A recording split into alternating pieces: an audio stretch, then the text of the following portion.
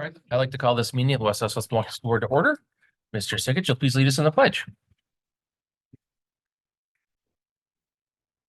Pledge allegiance to the flag of the United States of America and to the republic for which it stands, one nation, under God, indivisible, with liberty and justice for all. Thank you very much. Ms. Shepherd, would you please call the roll? Mr. Becker. Here. Mr. Keller. Here. Mrs. Carr. Here. Mr. Sickich. Present. Mr. Burns. Present. Mrs. Kaiser. Here. Ms. Deal. Here. Mrs. Lee. Here. President Lee. Here. Proper notice of this meeting has been posted in accordance with the open meeting laws of the state of Wisconsin. Do we have any modifications to the agenda this evening? There are no modifications. All right, we'll move right into the superintendent's report. Good evening. I'll be brief tonight. We have a packed agenda. First thing is the legislative updates. DPI releases July 1 preliminary general aid estimates. The Department of Public Instruction, DPI, has released an estimate of the equalization aid public school districts will receive in the 24-25 school year. Equalization aid is the largest form of state aid for public schools in Wisconsin, designed to reduce reliance on local property taxes and ensure basic educational opportunities for all pupils. July 1 aid estimate is based on 23-24 budgeted expenditures for all 421 school districts, with the October 15th aid estimate using audited actual expenditures. The DPI recommends caution when using this data due to the likelihood of figure changes as the situation continues. And this is kind of directly targeted towards the situation in Milwaukee. So we kind of have to take it what it is, but I know that Aaron has several meetings coming up in September where we'll start to get some numbers, some definitive numbers, and then be able to make some decisions concerning what our final numbers are going to be. Our Juneteenth celebration, I want to thank you to everyone who helped organize and participate in the Juneteenth celebration in Milwaukee. The celebration provided an opportunity to engage with the countless members of the greater Milwaukee community and the West Allis, West Milwaukee community. We have several members, including our communications team, who spearheaded our table, along with the Black Students Union from Central High School. So thanks to those groups for coming out and participating in the Juneteenth parade. Community visits and meetings, Independence Day Parade on July 2nd. The City of West Allis 4th of July fireworks display. We had agenda review with board president and vice president on last week, as well as referendum meetings. There should be meetings with staff and contractors. And so hopefully these meetings that we've had will allow for the presentation on tonight to be smooth. We feel that we've kind of gone pretty in depth in making sure that we've answered all of the questions that we kind of have anticipated that you would have. I also wanted to put up just a quick update concerning vacancies. Compared to last year at this time, last year we were at 9.31% for vacancies, and currently our vacancies are at 3.12%. The majority of our vacancies right now, we have 2 half-time speech positions. We have 2 balanced lit positions at West Milwaukee. One we've already sent an offer to, just waiting on approval for that. And every other school generally just has one, mostly secondary. And actually in elementary, we don't have any regular education position vacancies right now. So we're at a good point, and we're confident because we're tracking. So it's good to know what your numbers are versus kind of guessing. And we're using that should be July 8th. That should have been July. That's a typo on I'm sorry about that. Carolyn. So that's as of July 8th, because last year that's when we started tracking. So that's what we're using as a metric. Okay. That concludes the report for tonight. Okay, thank you very much. On to item 7, public comments for this evening. I don't have anyone signed up for public comments currently, but if there's anyone on Zoom or anyone in the room who'd like to address the board, you can sign up at the back of the room, or there's a link in the Zoom chat right now if you'd like to sign up to do so. I'll wait my requisite 15 seconds, see if anyone would like to address the board.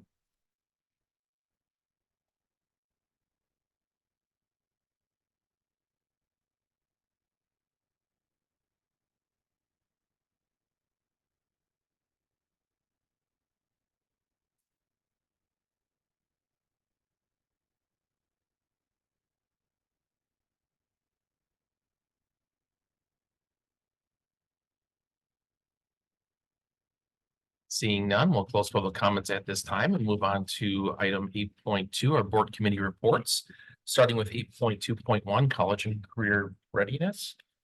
Ms. Kaiser. Hi, thank you. We met tonight. We had one thing on the agenda tonight, which was our district's response to Act 20. There's been a lot of stuff that's been required by DPI at the state level. The best positive thing I can report, it's a long report, so you can see the meetings, but the most positive thing is we're in really great shape. We've got everything that's being required of us for Act 20. We have personal reading plan templates already put together. Dr. Grease did a phenomenal job of making this extremely family friendly. Anyone can understand this. It will be eventually on the district website for anyone to see. And if anyone has a question, we also are holding our kids to a higher standard. So instead of personal reading plans for folks in the 25th percentile or below, we're going at the 29th. Right, hit that level so we don't lose those kids in that smaller area. And so we are looking really good. Just want to comment real quick. We are ahead of the curve when it comes to training. All of our DOCs have completed training for letters prior to even the ending of the year. So we're at a great place now. We're getting ready to strategically train teachers. It'll be a So, 2-year process. of a 2-year process. And so we are definitely ahead of the game. We're not waiting on anybody because we know that the research shows that these types of things are what's needed right now, especially when you look at our data. We've made some leaps and bounds when it comes to math. We're still struggling a bit when it comes to reading. And so building those foundations is crucial when it comes to developing readers. Any questions for Ms. Kaiser regarding her report? Or any suggestions for future agenda items? So none. Thank you very much, Ms. Kaiser. Move on to 8.2.2, communication and community relations, Ms. Deal. All right. The communication and communications committee met on June 24th. So we talked about the newsletter data update. Communication staff reviewed the open rate data for our newsletter, and the rate remained consistent between 56% and 59%, even after sending it out at different times of the day. We started to send a follow-up email to families and community members who have not opened the newsletter to encourage them to do so. So that's a follow-up email. Then we talked about students showcases, reflection and discussion. So committee members discussed the student showcases from the past year and agreed that no changes should be made for next school year. Students will be reminded to talk louder and slow down prior to the showcases. And then annual report, a draft of the annual report for the 23-24 school year was reviewed. Instead of focusing on one event per school, this year's report will focus on different themes for each page, and then each school will be featured within one or more of those themes. And that's my report. All right, thank you very much. Any questions for Ms. Deal regarding her report? Or any suggestions for future agenda items? Happy to hear about the annual report. Looking forward to seeing that once it is completed. All right, I will now go to review the board calendar for this evening. So today we have a regular Board of Education meeting, and then we have 2 workshops on financial stability and efficiency, one on health insurance, and one on the referendum. Our board workshop for July 15th has been canceled. And then our next regular meeting is on July 22nd, where we will have a regular meeting, and then a board committee structure workshop where we discuss expectations and best practices for board committee meetings. This is going to be a very interactive workshop, really just to lay the groundwork for what, responsible. What does it mean when you're a chair of a committee? What does it mean when you're vice chair? That sort of thing, and the expectations of how those meetings should be run and how voting works. All that stuff is going to be gone through in great detail to ensure that we're being as efficient as possible with our committee meetings and ensuring that everyone's on the same page. And this I envision to be something that will happen as new board members are onboarded moving forward, so that they can move with the same sort of procedures that we will have in place at that point. Ms. Carter, your question? Who will be leading that? So it'll be a combination of Dr. Robinson and myself. Then on August 12th, we have a regular board meeting at 6 p.m. And then August 19th, we have a board workshop at the 9333 office. We'll be having a workshop there. And then on Monday, August 26th, we have a regular Board of Education meeting. Moving on to 8.3, board member reports of community events. Was there any community events board members attended they would like to report on? Ms. Kaiser? Big thank you to Shirley Strasser and the weather for holding up. It was a really lovely parade. It was nice to see so many people. I also attended the fireworks display over by the athletic fields, and I thought it was fantastic. I thought it was so wonderful to see just families in clumps and playing together, and the music was fantastic. And I really liked the small town feel it gave West Dallas. So thank you to everyone involved in that process. Anyone else want to report? Ms. Deal? Also thank you to Shelley. I also was at the 4th of July parade and the into the city for the fireworks. But I just wanted to remind people that tomorrow, you don't have anything to do. They're having popsicles at Pershing. So from 11 to 1 tomorrow, I'll be there with my daughter and come swing by and play some games, get a free popsicle. So it would be really nice if we could see a lot of people there. So tomorrow, Pershing, 11 to 1. 11 to 1, okay. Anyone else like to report on events they attended? Okay, I know the majority of us were at the 4th of July parade, and a lot of us were at the 4th of July fireworks, which I've heard a lot of positive comments on, so great, thank you to Shelley and her team for making that parade go off. It was touch and go on the weather there, and so it worked out great. Great weather, I thought, for that parade. And then the fireworks, again, fantastic, and we had to see a finale up in the air this time, which was great too, so that was awesome, and I hope a lot of people had fun. I didn't hear anything. Everything went off well, and that will the city will consider it for future to hold it there again. All right, that goes to 8.4. I don't have any other updates and information items. So we're on to our consent agenda this evening, starting with approval of minutes from our regular Board of Education meeting on June 24th. That's 9.1.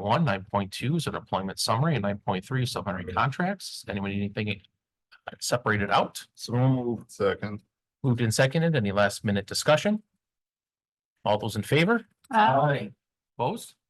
All right, that passes. Move on to our action items this evening, starting with 10.1, 24-25 additional open enrollment seats. Mr. Norris.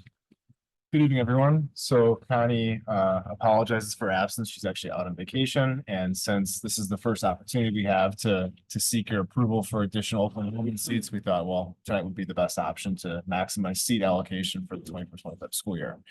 So the open enrollment policy from the state allows school boards to engage annually in January at the last meeting of the year to allocate seats for the following school year through the regular education or through the regular process of open enrollment, which opens in February. So this has become somewhat of an annual process where we come back in July to ask for additional seats. So under statute, we can open up additional seats after July 1st for the following school year. And I just want to take a minute to kind of explain why this has become annual, because it's kind of a flaw in the state statute, which allows families preference to get into open enrollment through the tuition waiver process. So in January, school boards are required to allocate seats by January 31st of every year. Through open enrollment, school boards have an option to either do one of three things. They can either A, allocate no seats and not engage in open enrollment. That's an option every board has across the state. Option 2, they can be what's called an unrestricted open enrollment district, which means anyone that applies gets in. For option 3, they can be restricted, right? And that's what we do. So we set the number of seats by grade, by disability status, things like that. We have the option to do that. And so we do that based upon staffing, how many teachers we need, how by grade, by school, et cetera, et cetera. So through that, we're also allowed to provide preference for students that apply. Preference 1 is if you're on a waiver, meaning you already attend. You should get the first crack at getting it, right? Preference 2 is if you have a sibling that attends, and preference 3 is you have neither of the other, right? So the reason I say that is because preference 1, tuition waiver, is based on if a student who lives here moves. So if you, the board, which is required by statute, approves seats in January, and a student moves a week later, their seat is not baked into the formula to get them in, right?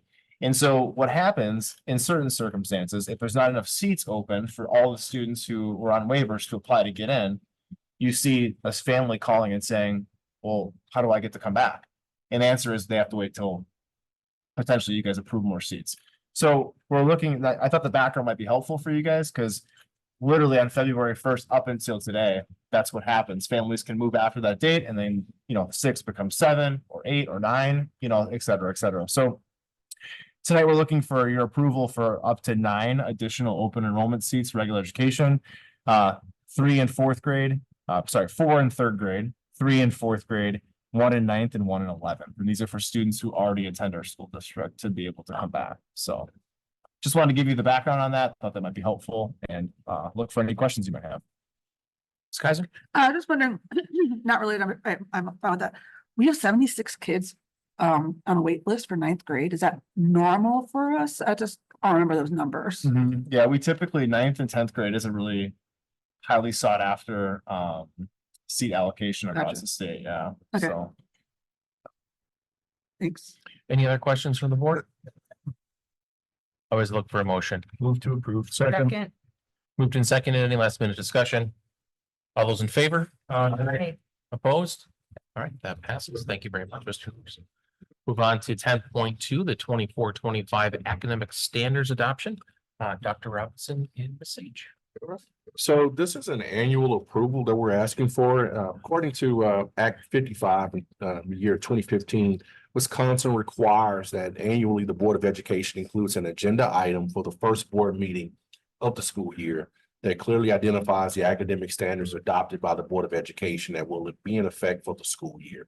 We're just asking that you guys would approve the academic standards. They are the same as we use on this previous school year, so there are no changes.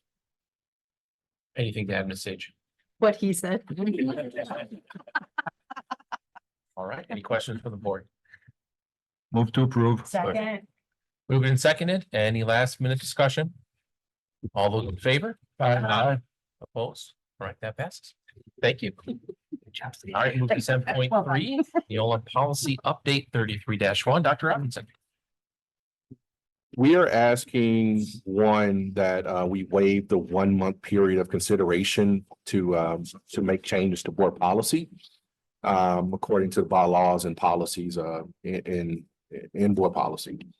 The Neola changes are their annual changes according to things and actions that have been taken by the Assembly and the State Senate. So we are asking that you adopt these changes that are noted in this board agenda item, and that will officially bring us up to date for all changes according to the June 2024 date. So we'll be up to date now.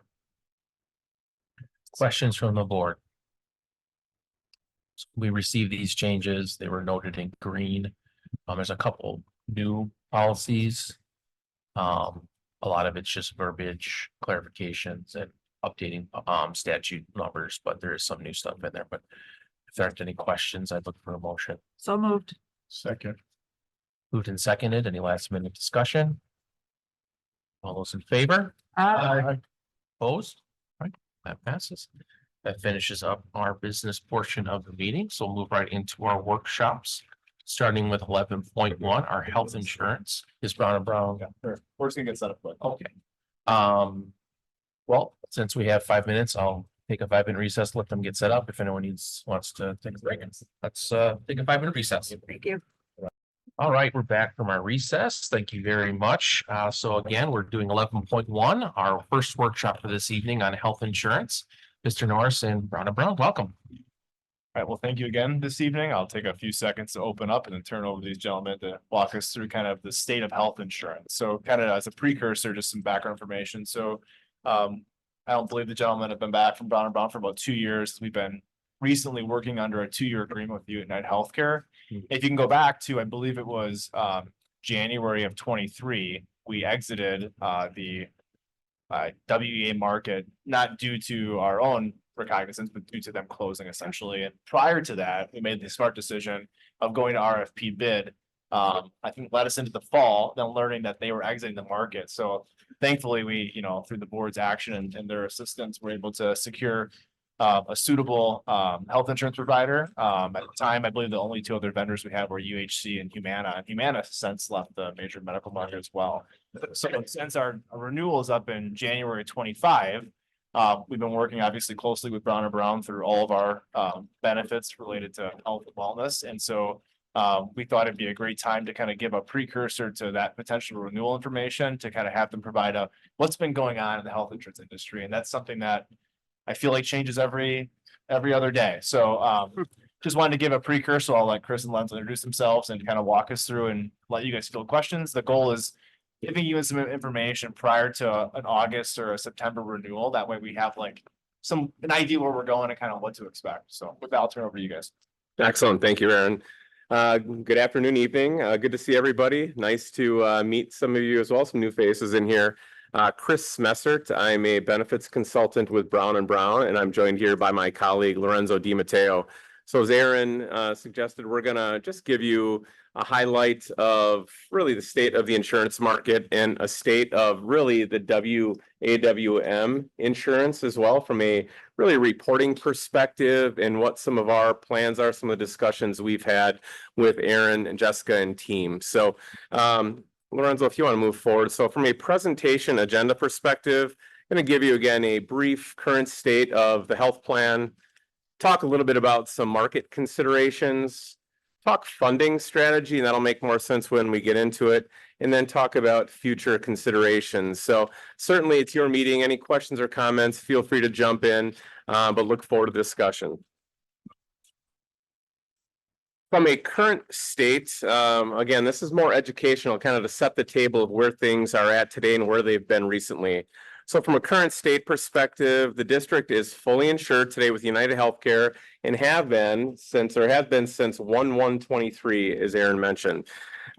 During that RFP process and with that change, there was about a 5.1% decrease in premium from WEA when moving to United Healthcare. Currently today, there's also a dual plan offering in place today. Again, that's 2 health plans through United Healthcare. Just recently worked through the renewal for 1/1/24. So on the front end in the RFP, we negotiated a 5.3% rate cap. And we like to do that. That's our preferred strategy to really manage a second year renewal. And we know that's a big deal as well for public sector clients for predictability. So right now, currently, West Dallas is in that 5.3% renewal cap agreement, and that runs through the end of 2024.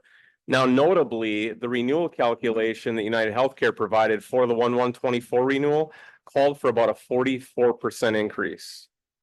Okay, so underscoring the importance of those rate caps. We'll talk a little bit more about that. We'll have future discussions over the coming months as well. But that renewal calculation is really based on the premiums being paid today compared to what the claims that West Dallas, West Milwaukee has that are driving ultimately that renewal calculation. Again, so it didn't take a 44, took the 5.3, but that's notable for future discussion. And on coming slide, we have some information on how the plan is currently running today. With that offering from United Healthcare, they did offer a nurse liaison role today. So Nurse Amy is in place today, United Healthcare employee. There's really a nice bridge between United Healthcare and the district. And also wellness or clinic funding was provided to the tune of about $750,000. So that was all part of the RFP and negotiation process that was in place for 1/1/23 and 2024 plan year. For a future state, so now again, a calendar year plan, you're looking at a 1/1/25 renewal. That renewal is not going to be available for some time yet, but something to keep in mind. So there is no rate cap in place today for the renewal for 1/1/25. Again, notable given the 44% increase that was actually calculated. So we'll see what that looks like, but that will impact what we want to do from a strategic perspective. With the renewal coming up from United Healthcare, we will also seek to consider the funding for the nurse liaison role and the clinic or wellness funding as well. Some plan considerations, not really for tonight, but probably for future conversation, is what to do with the health plan as we look at 1/1/25, continue with the current plan offerings, look at plan design changes, evaluate networks or carriers. We've had discussion with Aaron, Jess, and team about the Nexus ACO, which is a high-performing network that is now offered through United Healthcare. There are some certain financial advantages there as well, so something to keep in mind. And then looking at funding alternatives on the agenda, I mentioned funding strategy. So currently, again, the district is fully insured today, but self-funding is a strategy we've talked over the years with the district about, and probably a longer term strategy, but something we'll evaluate this year as well. And as part of that, irrespective of whether we had another rate cap in place or not, we'd want to talk with the district about marketing, but because there is no rate cap this year in place, we'll definitely want to market the fully insured unless really United Healthcare comes with a screaming opportunity to consider negotiating a renewal before we get to that point. So that's all part of the strategy discussion we're having with the team at West Dallas right now. Any questions on that? Jane. When you say we're looking to seek a renewal with the nurse liaison and the benefits for the clinic, is that something that we're gonna have to do every single time that we renew when the contract comes up? Is that something that like they could say no to that? They could, or is it a formality that we're gonna seek that? Will It's we pretty much guaranteed that? Yeah, I think in this case, we'll ask for it. It's not a guarantee per Yeah. se. It's not a standard offering. So not every offering from United Healthcare to another client of theirs, for instance, will include maybe a nurse liaison or all that. Is something that Right. was an exception for West Dallas. That is not the norm. It's a value add. And then the clinic funding as well. That is not the norm, but it's something they're willing to do. So we'll ask for it. I see no reason as I sit here now that they would say no, Okay, but we'll definitely ask for it. okay. Great question. All right. So Chris mentioned going through some just reporting on claims experience. So this is some pages coming up are just what we provide the district on a monthly basis to Aaron and the rest of the administration here. But just want to point out a few comments or points on this slide. So in the top right corner you'll see 115.4% premium versus claim. So what that ultimately means is that's comparing the claims that have been paid out versus the premium that's been received. So ultimately, United Healthcare has paid out 115.4% in claims expense compared to the premium they received from the district. So that ultimately means that United Healthcare has been losing money. If you look at last year in a calendar year, the year ended at 115.6%. So that number is important when we talk about that 44% renewal that was helped. When we talk about the upcoming renewal, the loss ratio or the claims that are paid are directly impacting what that renewal could look like. And then just one other comment to make is that so far year to date, this is claims incurred through March and paid through May of 24. There are 9 members, so that could be an employee, that could be a spouse, that could be a child that have 50,000 or more in paid claims. That combined medical and prescription drug claims. At this point last year, there were 7 members, so just a higher number of members so far with 50,000 or more in paid claims. I had a question. Yeah, absolutely. I just want to specify. So this insurance speak of paid claims, we all know that like the hospital has a sticker price, right? If I go in, I do something, I go to the emergency room, it costs this much money. But there's a different price if I'm uninsured or if I'm insured, and then within the insurance realm themselves, each individual insurance carrier negotiates a rate depending on what that's going to be. So paid claims, is that the sticker price or is that the negotiated United Healthcare price? So the paid claims would be the negotiated United Healthcare price after any employee share or member share. So it's literally what United Healthcare has had to pay the hospital system or the doctor based off of that. Great question. Thank you. And then slide 6 is just looking at what's on all, which would be any active employees as well as any pre-65 retirees that are enrolled with United Healthcare. Just looking at single and family enrollment by month, the medical premium received that month, medical claims, prescription drug or RX drug claims, total pay claims, and then that loss ratio that we're talking about. So you can just see kind of by month what the loss ratio has been, and then you'll notice on the bottom right hand side that 115.4% that I mentioned previously.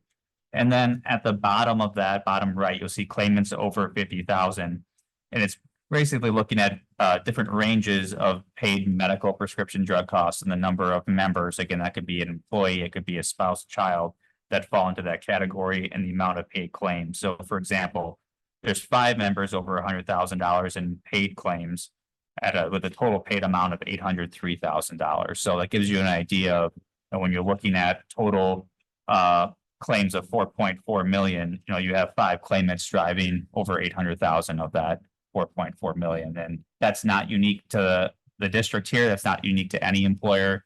It's very common that a very small handful of members are going to drive a larger portion of cost to a medical plan. That's just the way it works. And then the next 2 slides looked very similar, but they're different because this is looking at active employees and their dependents enrolled in the plan. To begin, the next slide will look at pre-65 retirees. So you can get an idea of the loss ratios between the 2 in the enrollment. So for example, in the month of March, the total enrollment for the active population was 693. The loss ratio for the 3 months for the actives is about 110.6%. So when we talk about that 115+% of the actives are running under that. And when we get into the next slide, which is the retiree or pre-65 retiree focus, this is looking at the 84, for example, pre-65 retirees enrolled in March.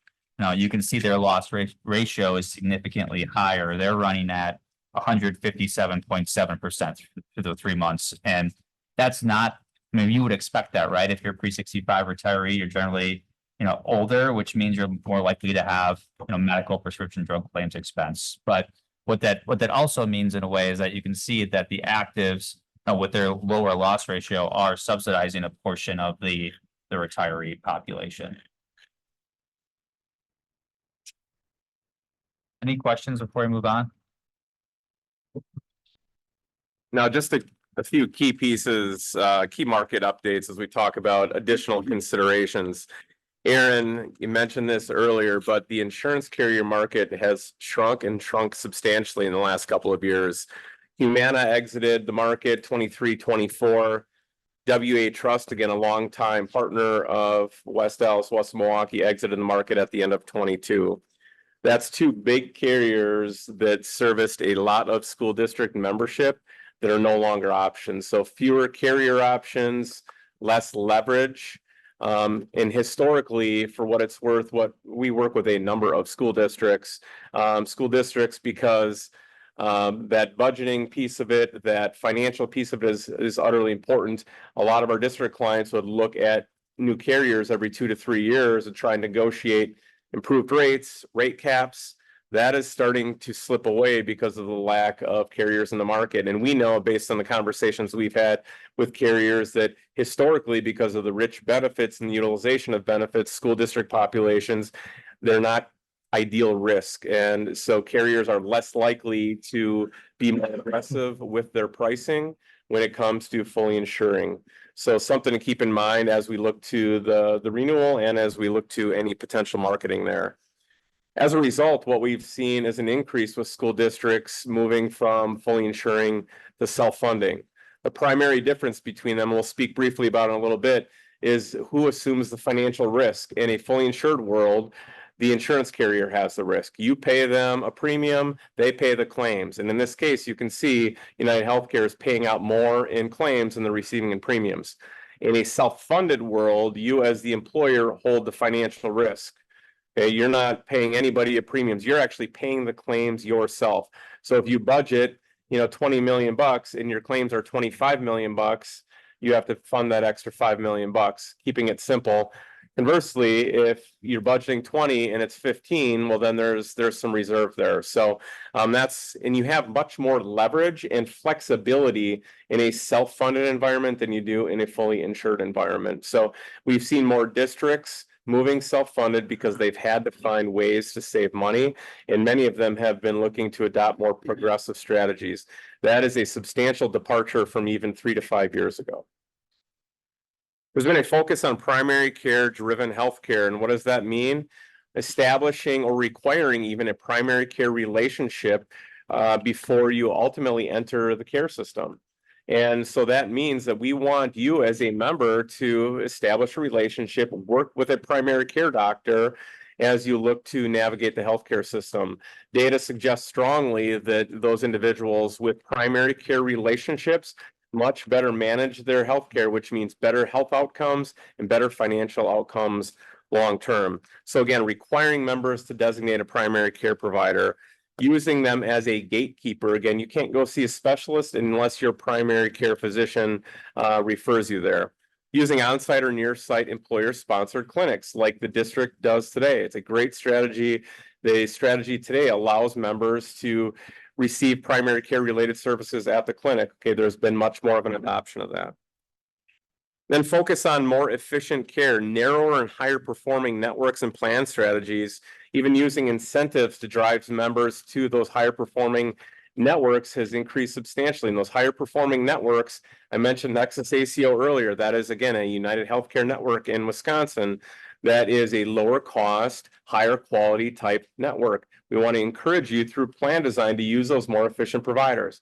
Again, looking to drive better outcomes and better financial outcomes as well. Centivo partners with the Business Healthcare Group of Southeastern Wisconsin. That is a TPA that oversees and helps administer a self-funded plan that has a primary care gatekeeper type requirement in it. Care Navigation Partners incentivizing steerage. Work with a third party who might provide some type of financial incentive if you as a member use a higher quality provider. Okay. Direct contracting bundling. These are, I would say, buzzwords in the industry. They have been for a few years, may or may not be right for every client, but you do some of this today. So through the clinic today, through ATI, there's a direct contract with ATI for physical therapy, looking at opportunities to direct contract for more steerage, more management of care has become much more of the norm. And we expect that to continue. Questions on that? Ms. Carr? Going back to focus on primary care driven healthcare.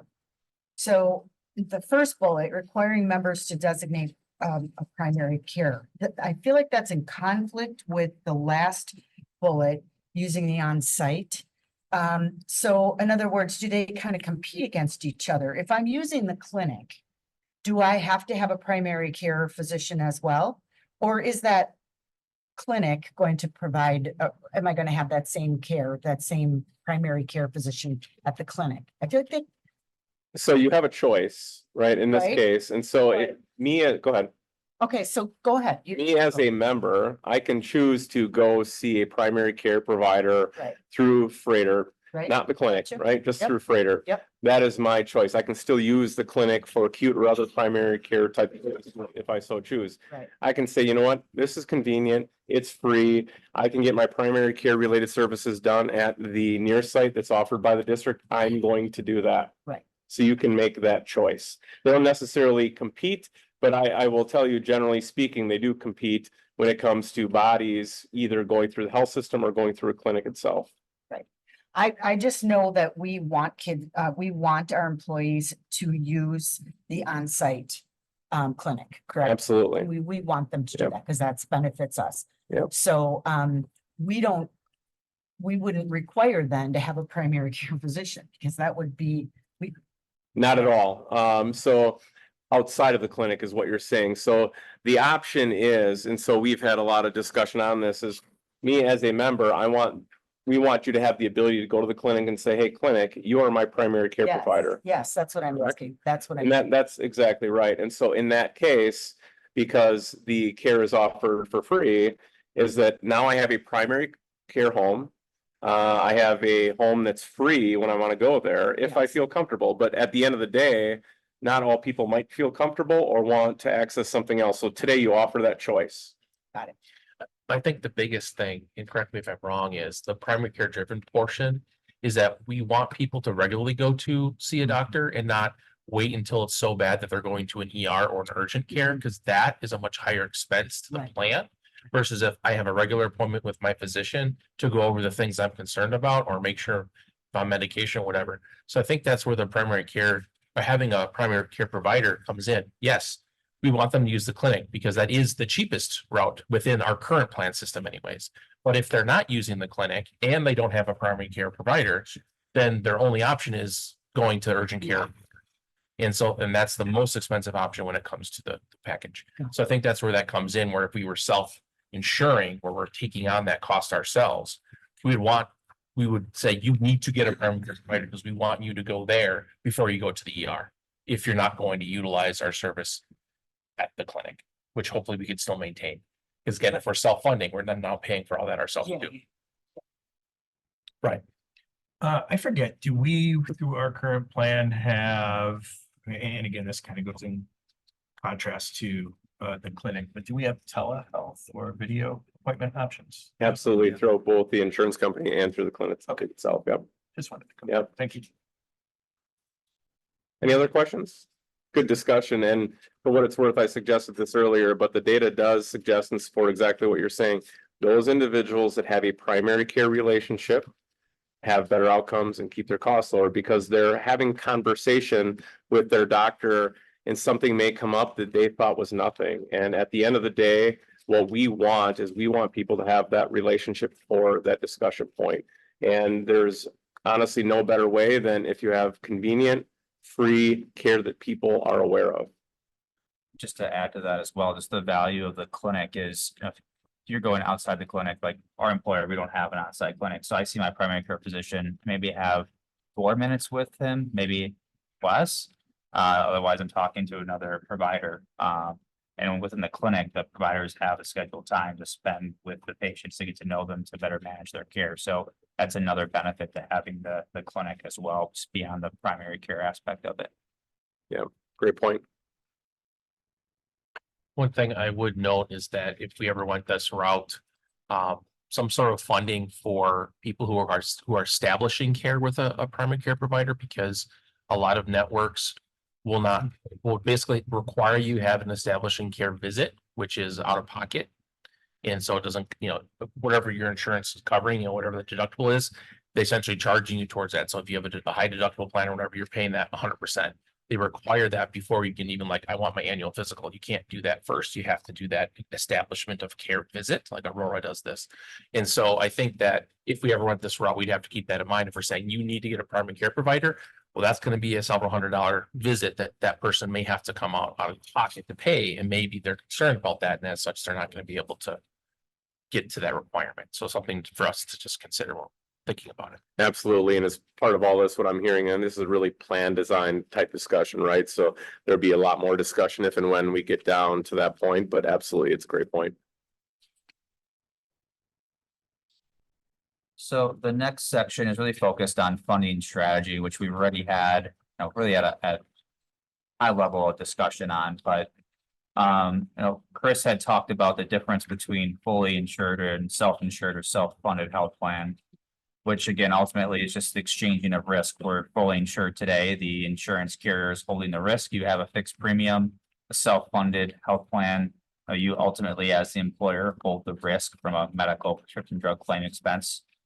You would pay a third-party administrator to manage the medical claims, to get access to a network that has contracted physicians.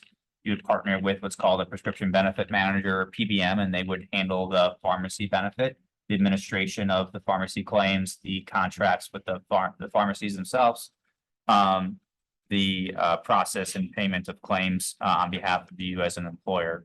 And then the third major component of a self-funded health plan is ultimately purchasing additional insurance to help mitigate large claim risks. So it's called stop loss insurance, where you would ultimately purchase in a separate policy to help cover the costs of claims or to exceed a certain threshold per member. And then as your whole population as a group, you would purchase stop loss insurance there as well. So you are bearing the risk, but you also have some financial protection from a large claim, large expense perspective. And if you ever hear the term partially self-funded, that's really what it means. You're self-funding the claims. We have catastrophic risk insurance to help protect you. So a lot of these kind of side-by-side comparisons we've talked through. Again, fully insured, you're paying a fixed premium monthly. Self-funded, you're paying the variable claims costs. So your costs are going to vary by month based off of the fluctuation of those claims. But then you have the fixed expenses that you're paying for, again, that additional insurance, the administration of the plan. Talked about the assumption of risk already, not going to restate that. from a point solution perspective. So you want to look at vendors that can manage chronic conditions, disease management, navigation of care. Fully insured, a lot of the carriers have that embedded within the service that they're providing, but you're not selecting what that vendor is. You're ultimately selecting the carrier and then you're getting the services that they provide to you. On a self-funded plan, you have a lot more flexibility to decide those who those partners are. So it's more plug and play based off of you as an employer, what your goals and objectives are, what specific conditions are driving costs based on the claims data, and being able to determine, who those best partners are to work with. Plan design. So you are a little bit limited from a fully insured plan on the plan design. Every plan is filed with the state of Wisconsin, so you don't have as much flexibility. You still have plenty, but it's not as much as if you were a self-funded health plan. You have much more flexibility in terms of your plan design, which also gets into the compliance aspect.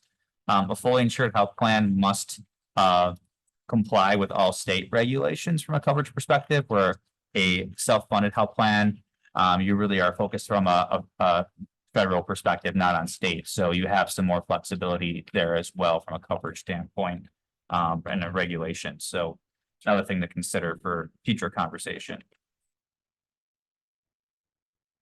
And then, employers, we talked about, a shrinking market, less leverage from a fully insured perspective, but when you talk about holding the risk, that can sound scary. So it's like, why would we be an employer? And a major component of it is when you look at this chart, medical and prescription drug claims are driving about 80% of the overall cost of a self-funded health plan. Now that reinsurance, that stop loss is minimal cost in comparison, as well as that administrative fee. So as I mentioned earlier, we have a lot more opportunity from a strategy perspective to manage plan costs as a self-funded health plan compared to if you were to be fully insured, which is where there is opportunity to get that. Your loss ratio right now is at 115%, which when you look at self-funding, then the district's losing out. How do we get that number down? And it's through management of the plan and some of the pieces that I mentioned earlier, where you can actually start to drive down that claim spend. Can we drive more people to utilize the clinic? We know we're paying that administrative fee, the fees for the providers, their hourly rates, much lower than going to outside to Aurora, to Freighter, to any other provider system. How do we better manage care through the clinic, for example? So just that's the main reason why a lot of employers are going and looking, especially district, that self-funding, is because they need to find that savings, and the fixed premium and the renewals from a full insured perspective just over a long period of time isn't as sustainable. So when we talk about future considerations, Chris mentioned looking at high performing networks. Nexus ACO is already with United Healthcare, a network that they have access to. So something that we've already begun discussions on with them. Other potential healthcare navigation strategies. Now, there are some other fully insured carriers in the market that have more narrow networks, which would ultimately reduce the access that someone could have from a provider system perspective. Certain plan designs that we can look at evaluating, the deductibles, out of pockets, co-insurance, co-pays, those pieces. There's certain strategies in the marketplace, not going to go into detail, but to help members that may have high cost claims, to help them find alternative solutions in the market, potential funding to help them cover their expenses. And then just enrollment tiering considerations. So today you have 2 tiers, single or employee only and family. There are other options to help manage risk. For example, you could have employee plus 1, which would be a child or spouse, and then family, or you could have what we call 4-tier, which would be employee only, employee plus spouse, employee plus child or children, and then family. So ultimately what that does is just changes the premium, spreads it out a little bit differently based off of the risks associated with the amount of family members in that tier. Go ahead.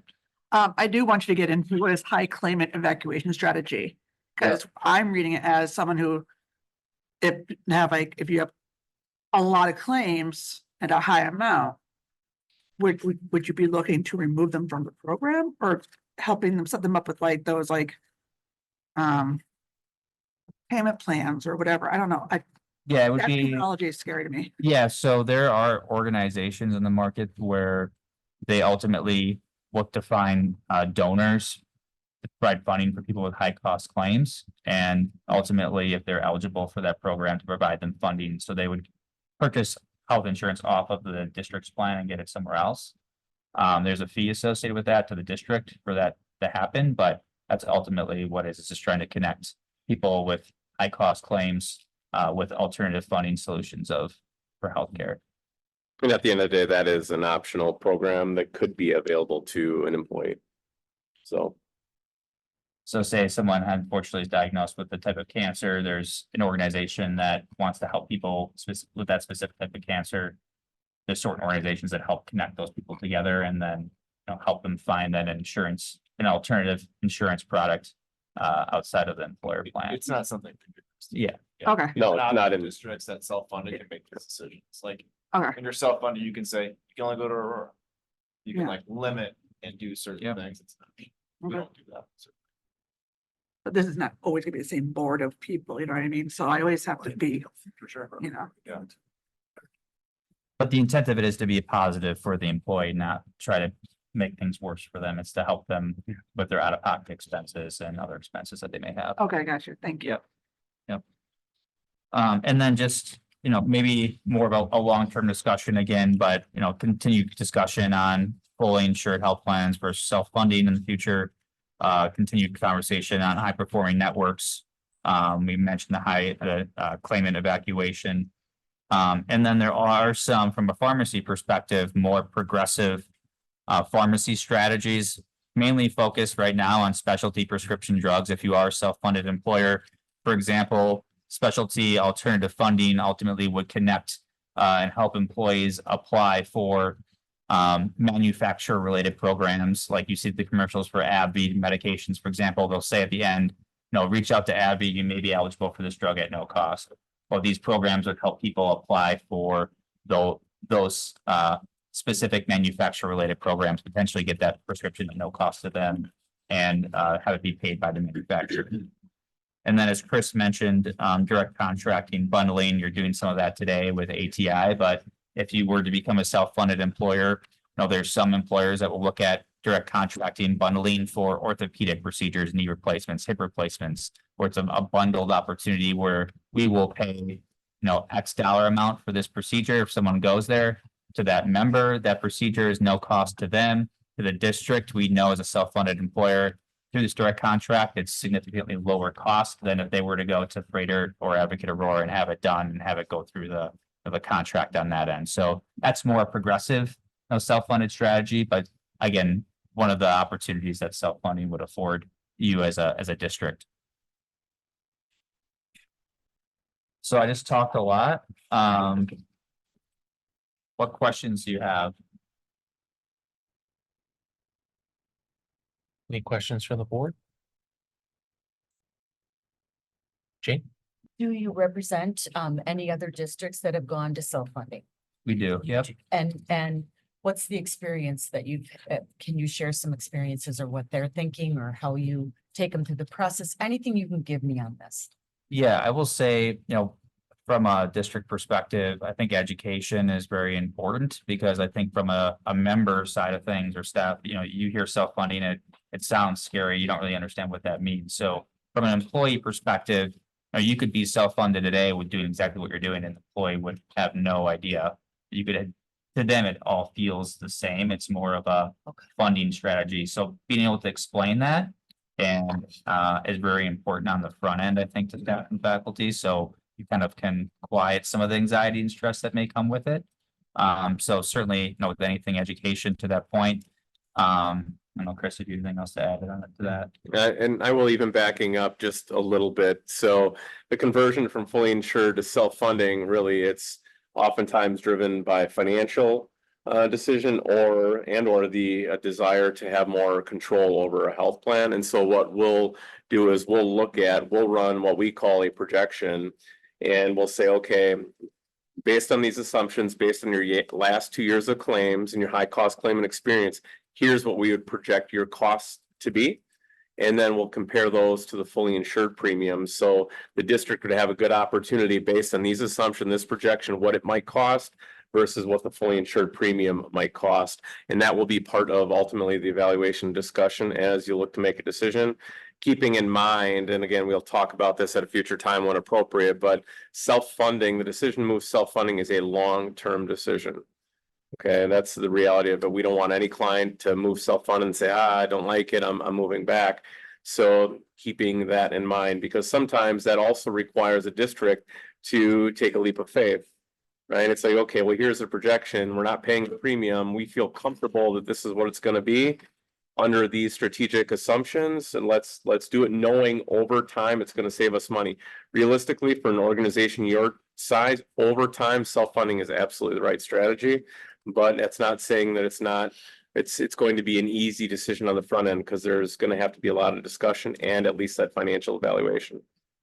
And I think at this point, before Brian, one second, I think at this point, given the conversations we've had and some of the precursor potential projections, anything's a possibility at this point. I just thought, hey, it's good to have any conversation about what are districts doing, fully insured major medical, staying with United Healthcare, moving to self-funded. I think one of the commitments we've had in conversations internally and certainly with the board is like, no change is good change in health insurance, right? Our staff have had that experience for a long time with WIA. I think a lot of people are very comfortable with United Healthcare, so like, that's the best option, but that might not be the only option. And so certainly having the conversation now about where we might end up in a few years, that's certainly a conversation we're having, but you know, nothing's off the table, I think, at this point. That's kind of the goal, I think, of tonight, is just to kind of get our feet wet on what that might look like. Yep. Yeah, I was just going to say, I work for a company that is self-funded. And one of the things that I've noticed is that, for instance, last year when we went through our renewal period, rate increases were not very high. In some cases, the plan actually ended up being better from the previous year. So I will say my company also does a really good job. Like they'll have a monthly benefit spotlight. So they'll talk about some of the benefits, and some of the, like using the telehealth visits and some of those types of things. So they'll do a really good job of communicating that, which again, the communication piece, right? If you make that type of change, you have to make sure you are dedicating a good amount of time to communicating it both on the front end and then throughout the course of the of the yearly basis, just so that people understand kind of what the best way is to kind of utilize that insurance. And I think too, kind of to backtrack, 18 months ago-ish now, actually almost 2 years, like, that's why redoing our OPEB plan was so important, right? Looking at that and putting in a phased out approach, because those numbers, based on our actuarial, through Millman, they're projecting that that's going to decrease every year for the next 8 years.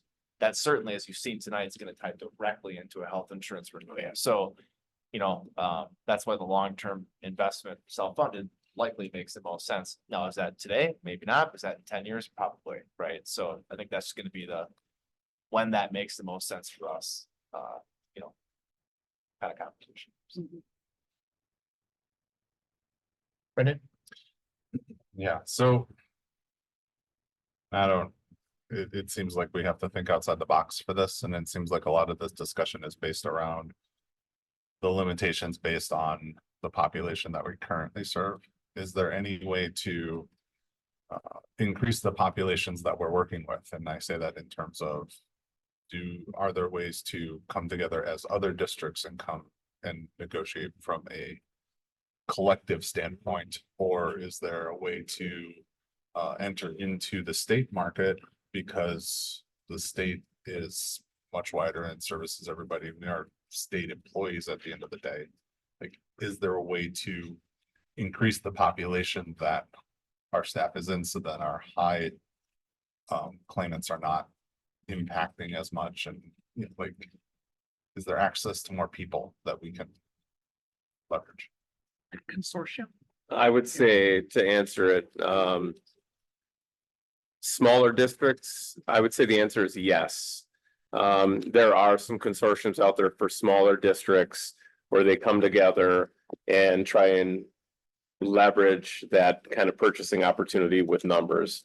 You lose, number one, in consortiums, you're always subsidizing typically larger groups are going to subsidize somebody. That's part of the insurance game.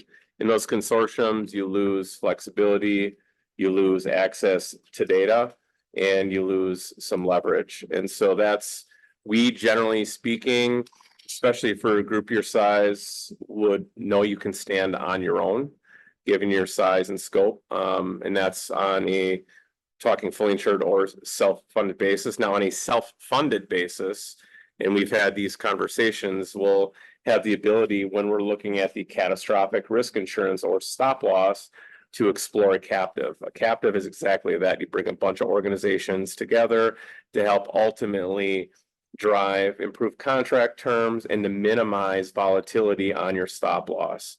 And so that kind of collaboration is a big deal on the self-funded side of things for captives. But even in the captive space, again, the captive is more of a buzzword, is a stop loss strategy. It is not the strategy. It's typically for smaller groups, 175.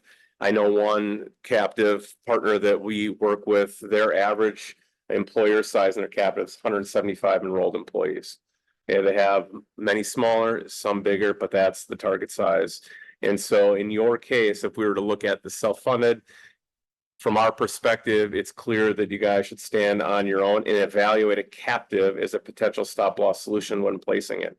From a fully insured perspective, I would not recommend it for the reasons I mentioned previously. But it's a great question, something worth exploring, particularly for small districts. And you're not one of those.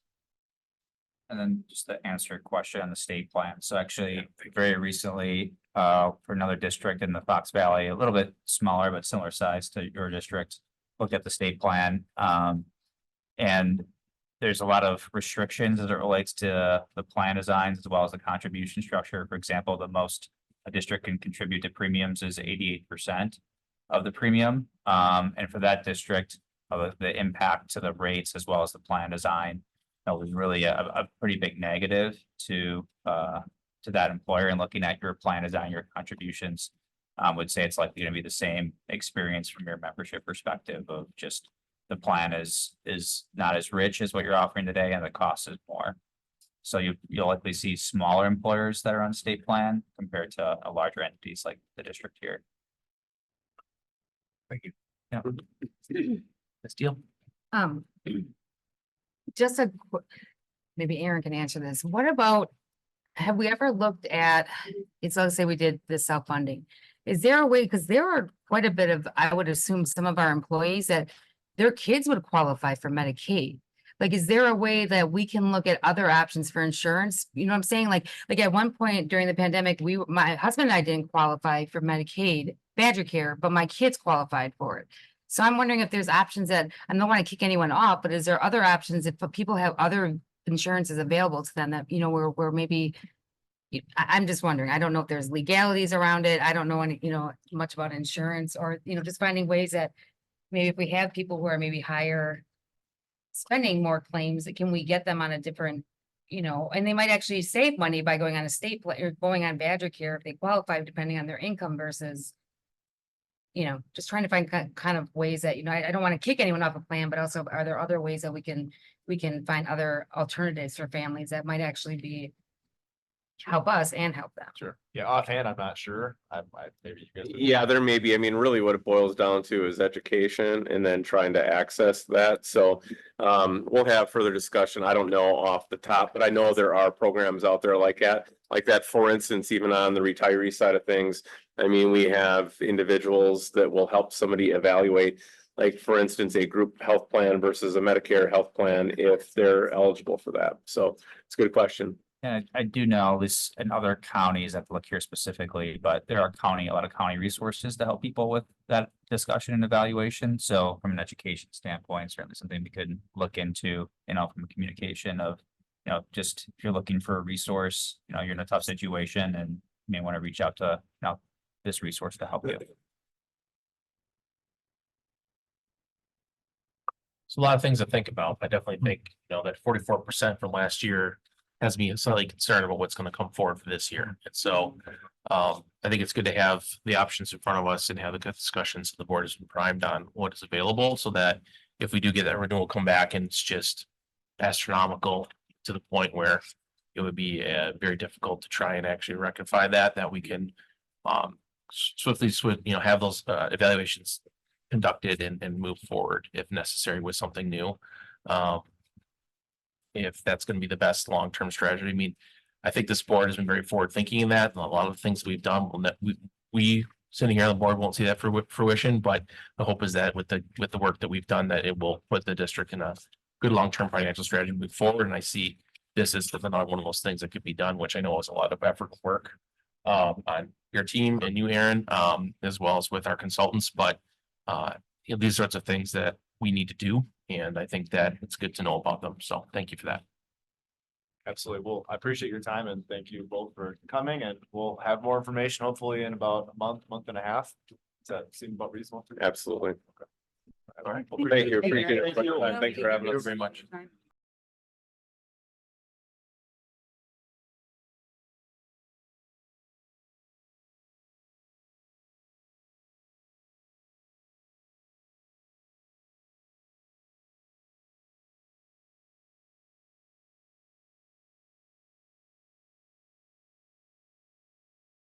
We will now take another quick recess as we set up for our second workshop.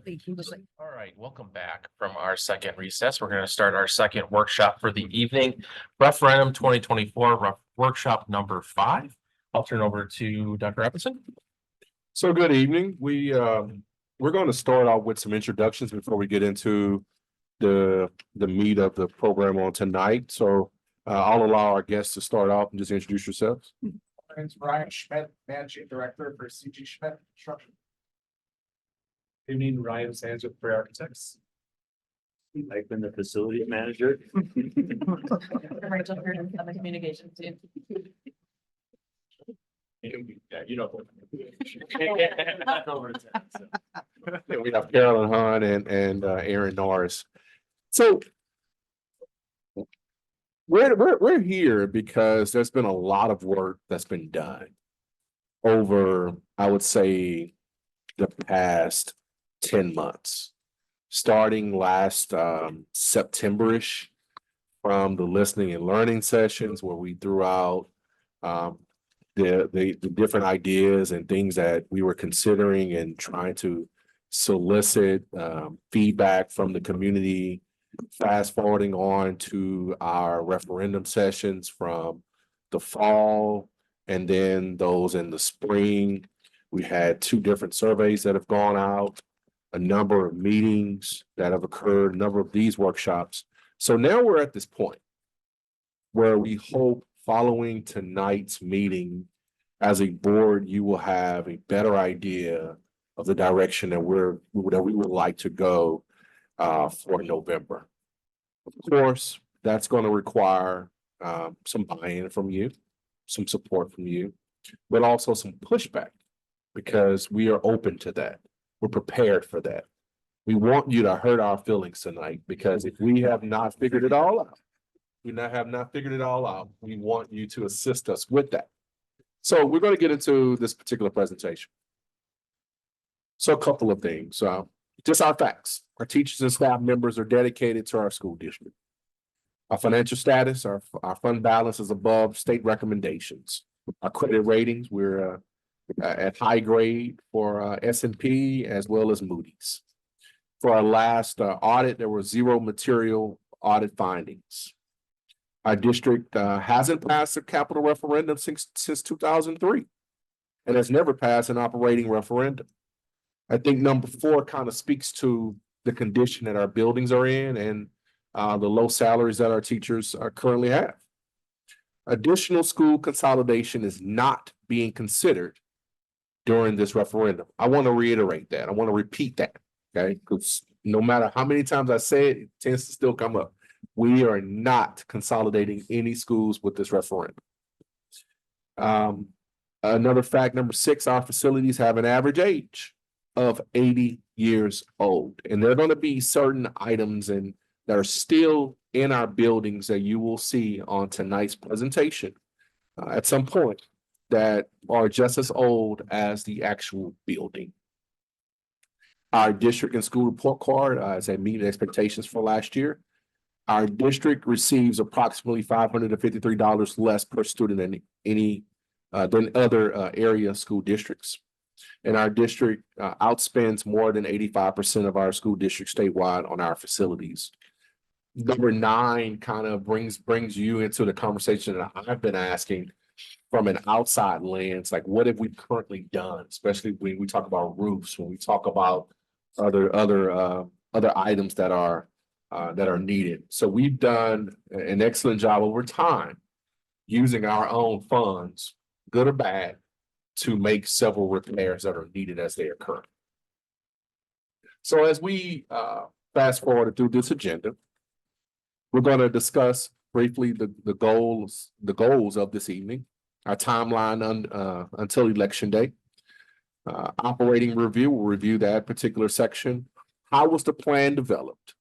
Talk about some survey data and feedback, reviewing the facilities master plan, school visits and outcomes, facility referendum. We'll get into that particular section. So that's one section, which is the operating, and then the second section, which will be the facility.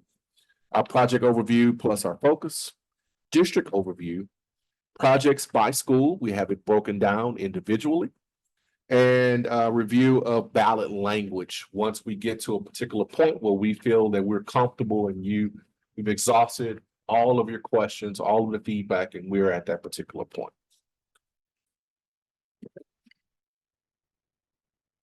So I'm going to turn it over to Aaron at this particular time. So kind of just to jump in here. So I do want to preface before we kind of go through my section. I'll turn over to Carolyn to talk through the schools and Rachel with the packets, which she's desperately keeping there. No one gets access to those. Stuff, right? But I do want to, I mentioned on our call last week with Amy and Noah, is that this is an interesting experience for all of us. And the reason I say that is because across the state of Wisconsin, school districts, certainly increasing, from 10 years ago today, have had these conversations in their own school district about their own needs. And what's interesting, and I think interesting for us, is that our conversation tonight is going to be very different than the conversations they've been having for a decade. And the reason I say that is because capital referendums typically around 1, 2, or even 3 projects. So what that looks like is there's a need. You all know there's a need. It's one project. You might go see the need. You might walk through it. You might have some consultants come in and give you some ideas of what it could look like, some costs, what are the problems? And then really it's like, what do we think? Right? That's a different conversation than we're going to have tonight. And the reason that is because we're going to balance between how do you keep schools open? How do you have 300 million of needs? How do you prioritize that? How do you impact students? And how do you let the community know that you're stewards of their money? Like, what a difficult thing to do around 30, 40, 20 projects. So the goal of tonight is to try to be efficient and bring you into like being able to see the work and feel like you're informed and know what we're asking for and why this you guys see what I'm saying? It's a different experience. So appreciate you guys spending time and staying with us on this. So we try to do our best to break these down. So number 1, goal 1, it's to develop consensus and direction tonight on both the operating and capital amounts. I want you guys to feel like, hey, if you don't have all of it tonight, what are your questions? What can we help bring back? Because you'll see the timeline come up. We've got about a month or so to get this kind of solidified that we all feel good. Number 2, develop consensus and direction of the facility project plan for the upcoming referendum, right? Number 3, review our objectives and how we determine which projects were selected and what criteria to be used, right? And then lastly, as Dr. Robinson mentioned, talk about the ballot language. We're going to talk about what's required to be on the ballot versus what's not, and kind of what our recommendation language is. And then let you guys push back and give feedback around, well, this might be more. That's kind of the conversation we'll have at the end of the presentation. So now moving to timeline here, I think this is a timeline that moves forward, not backwards. And this is again showing you kind of where do we have to commit to something by if there's going to be a question on the ballot. So certainly tonight we're here, referendum workshop number 5, and this is a focus on facilities, even though we will talk about the operating portion slightly. We only have a slide or 2 on that. We have a regular education board meeting. That's a regular board meeting on the 22nd. And we could have a workshop if needed, if there's questions that I guess extend beyond this tonight, certainly an option. August 12th is another regular Board of Education meeting. That's where we'd recommend that And if not sooner, a formal approval of a resolution to put both questions in the ballot, should you guys feel comfortable. And then by the 26th is like really the deadline where that needs to be done by for that to get on the ballot and file with the county clerk. And then election days, yeah, right around the corner coming up. Seems like it's been a long time coming. So before we kind of jump in, I think it's important to look back a bit. I know we had an extended conversation with Mr. Bill Foster from School Perceptions about a month and a half ago. And we spent a lot of time discussing this because this isn't something that there's a question of where would the money go. This is for staff compensation. It's very clear. We're very unified, I think, as a team on that. So I think it's important before I jump into kind of reviewing that as a team to say, you know, in April of 2024, we just saw the largest amount of school districts, nearly 100 districts go to referendum to their communities, and that broke the state record. And they're projecting, and we'll know in a month, that that's going to get broken again in November. And so fundamentally, schools are underfunded. And fundamentally, this is not a conversation that's isolated here in West Dallas, right? This is not our issue. This is a state issue. And from a school district financial perspective, we've done and continue to do things that are very difficult. The conversation we just had tonight is about health insurance, benefits for employees, right? Of how do we manage that financially moving forward? And so we're doing the right work, and it's not an us issue. And so I say that because it's important to know that and keep saying that to people, that this is not a West Dallas thing. And we can point to our neighbors to show their experiences are no different than ours. And in most cases, theirs are in dire need, you know, so like our facilities, this conversation tonight. So number one, employee retention remains our top priority in the school district, with over 50% of our employees in their 5th year or less in education. Because of that reason, our staff compensation lags 6% behind regional school districts. And historically, staff compensation has been the highest priority as measured by staff exit interview data. Our community survey we did in January showed across our community that, you know, over 2,000 respondents, 65.3% were supportive of paying staff more. And that's important. And that was solidified again in the school perception survey, where overwhelmingly 62% of people said they'd support 4 million, and just under 50% they would support 5.8. That's important. I know we haven't had a ton of success in our recent history with referendums, but that information is new. We haven't had survey data that has said we've got winnable questions here. And we do. You know, now the question will be tonight, that's a question of what do those amounts look like? What are the projects, right? This is ongoing conversation.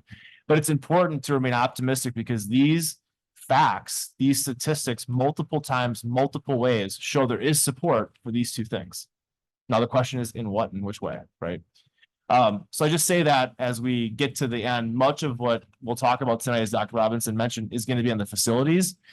But this is our biggest hurdle here, is keeping staff in the district. Everything starts with staff and teachers. And so, you know, and what kids go to school is certainly very, very important. But this is at our forefront, I think. So kind of jumping in, we'll just jump into the first section. How was the plan developed? As Dr. Robinson prefaced in the agenda, number one, community feedback. Overwhelmingly, people in the community said they'd like to see a facility, and we're shifting to facilities now. My apologies. A project plan from facilities that hits every school, right? So what you'll see tonight is something that meets that objective from the community. The school perception feedback we got was, hey, you know, a lot of the project types, heating and ventilation, safety, plumbing, ADA, electrical, building interior and building exterior, there really wasn't a clear-cut winner. The community was very, hey, you know, these all seem like medium needs.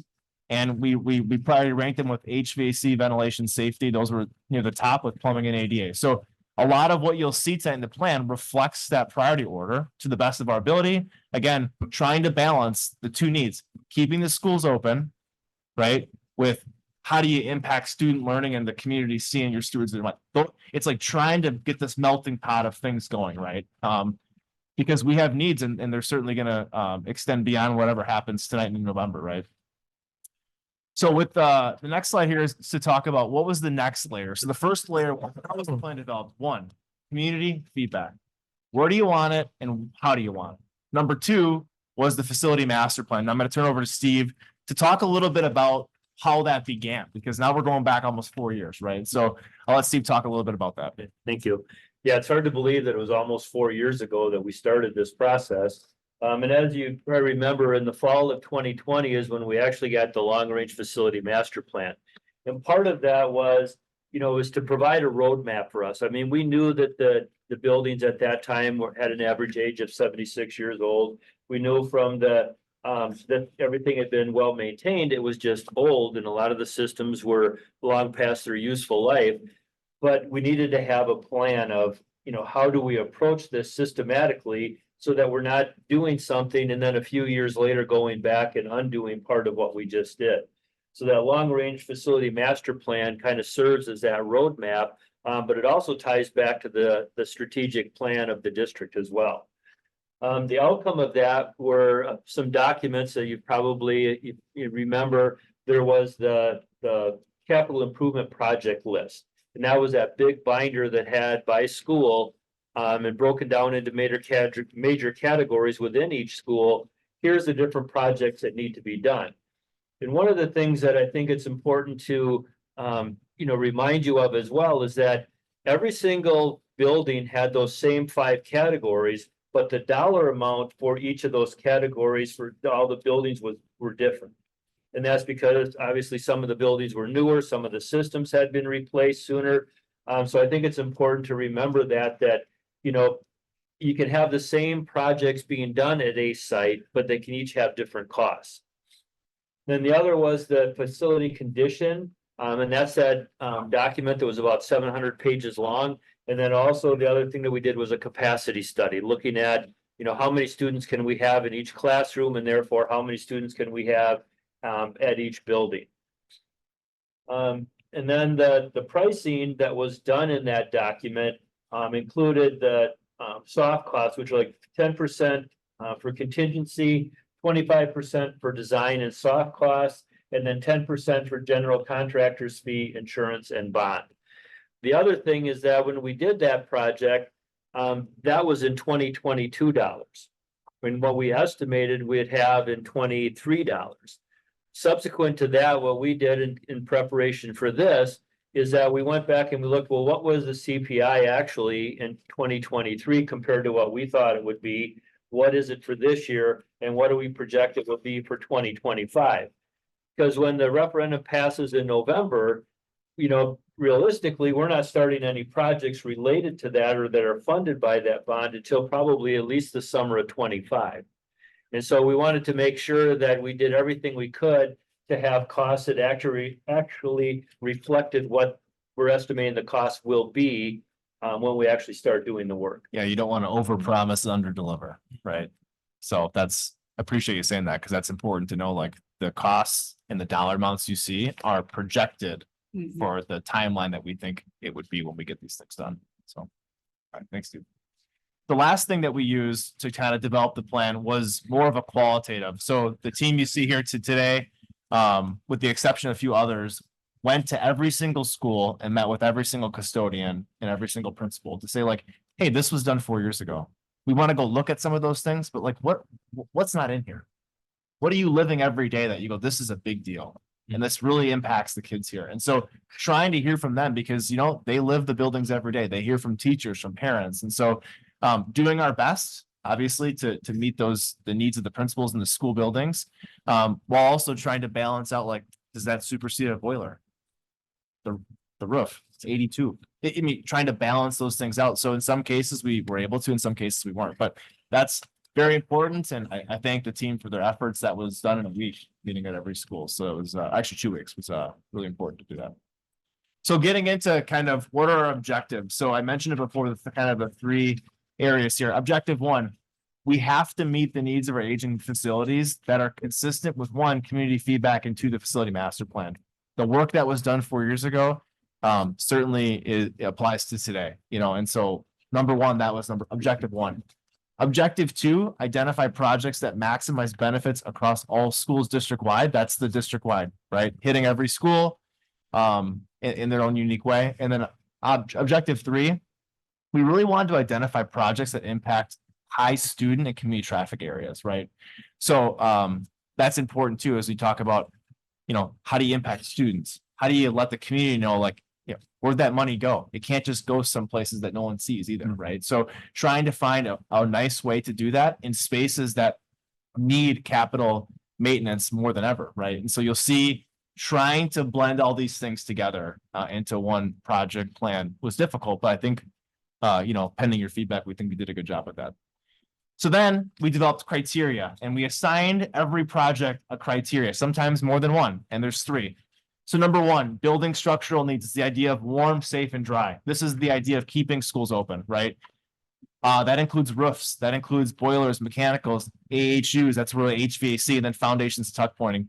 This is, the reality is, in a lot of our schools, we're a boiler away from school getting shut down for not just a day. It might be 3 or 4, it might be a week. Because it's not as easy as just, take it apart and replace your water heater in your house in an hour. It's not like that. It's very challenging with the spaces we have. And certainly the pictures can speak 1,000 words here. You'll see them tonight.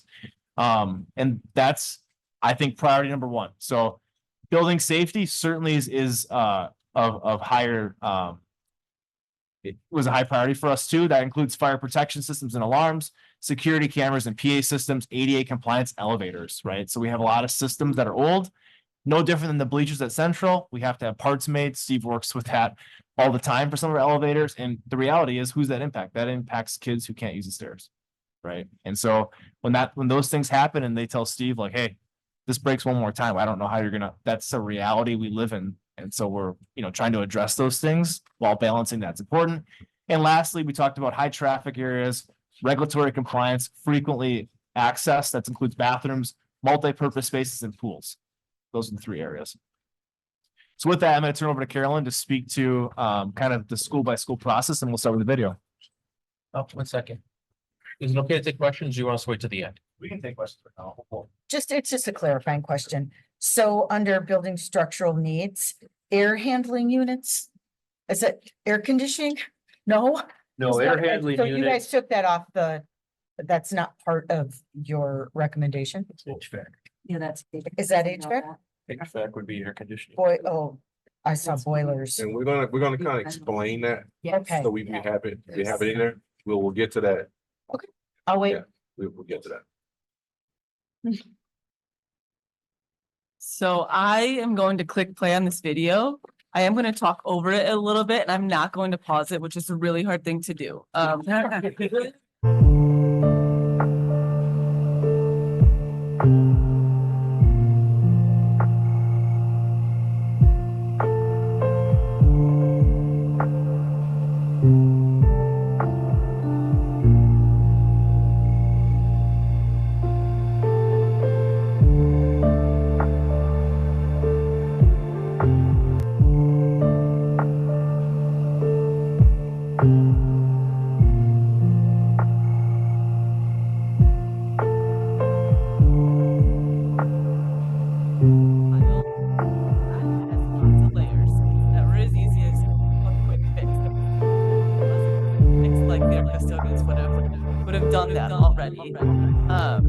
A lot of what you'll see in these photos are, there's a lot of safety concerns. We'll talk more about tuck pointing later. But in some of those pictures at Wilton, there's these big metal pieces that come up out of the concrete that students can trip on. They can scrape themselves on those. So I did some plenty of work trying to fix those, but not able to do that. Our bathrooms, plenty of pictures of bathrooms. I think we've all been in those, so we've seen what those look like. And then classroom spaces. So you'll see a lot of this is hallways, multi-purpose rooms, the larger areas of the buildings. There are some classroom photos in here as well. And you can see that just these are not the modern learning spaces that we would like our students to have. And the reality is that we really need to fix the guts of our buildings before we can even start to touch on modernizing those classrooms. So I am going to leave it with, and we'll just kind of let the rest of this video play out. We'll see some of these pictures a little bit more later on, but I will just let this play all the way through. Once we get through the elementary school, here, lots of boilers.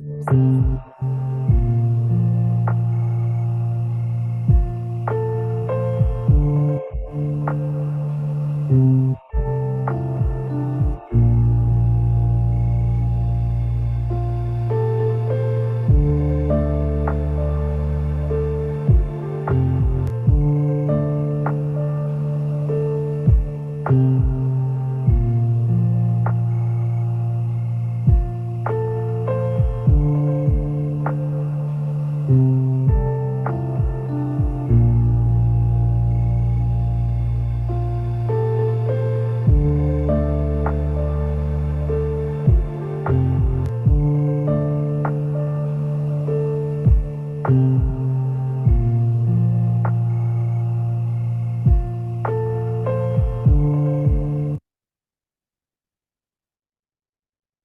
again, not everything is pictured in that video. At this point, Rachel's gonna pass out these folders. No looking, right? Is that the rule? We can't peek. You hate me at Christmas.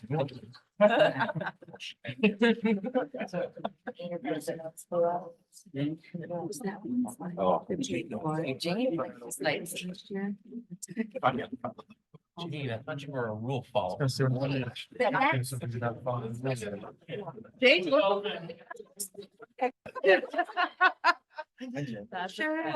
That's it.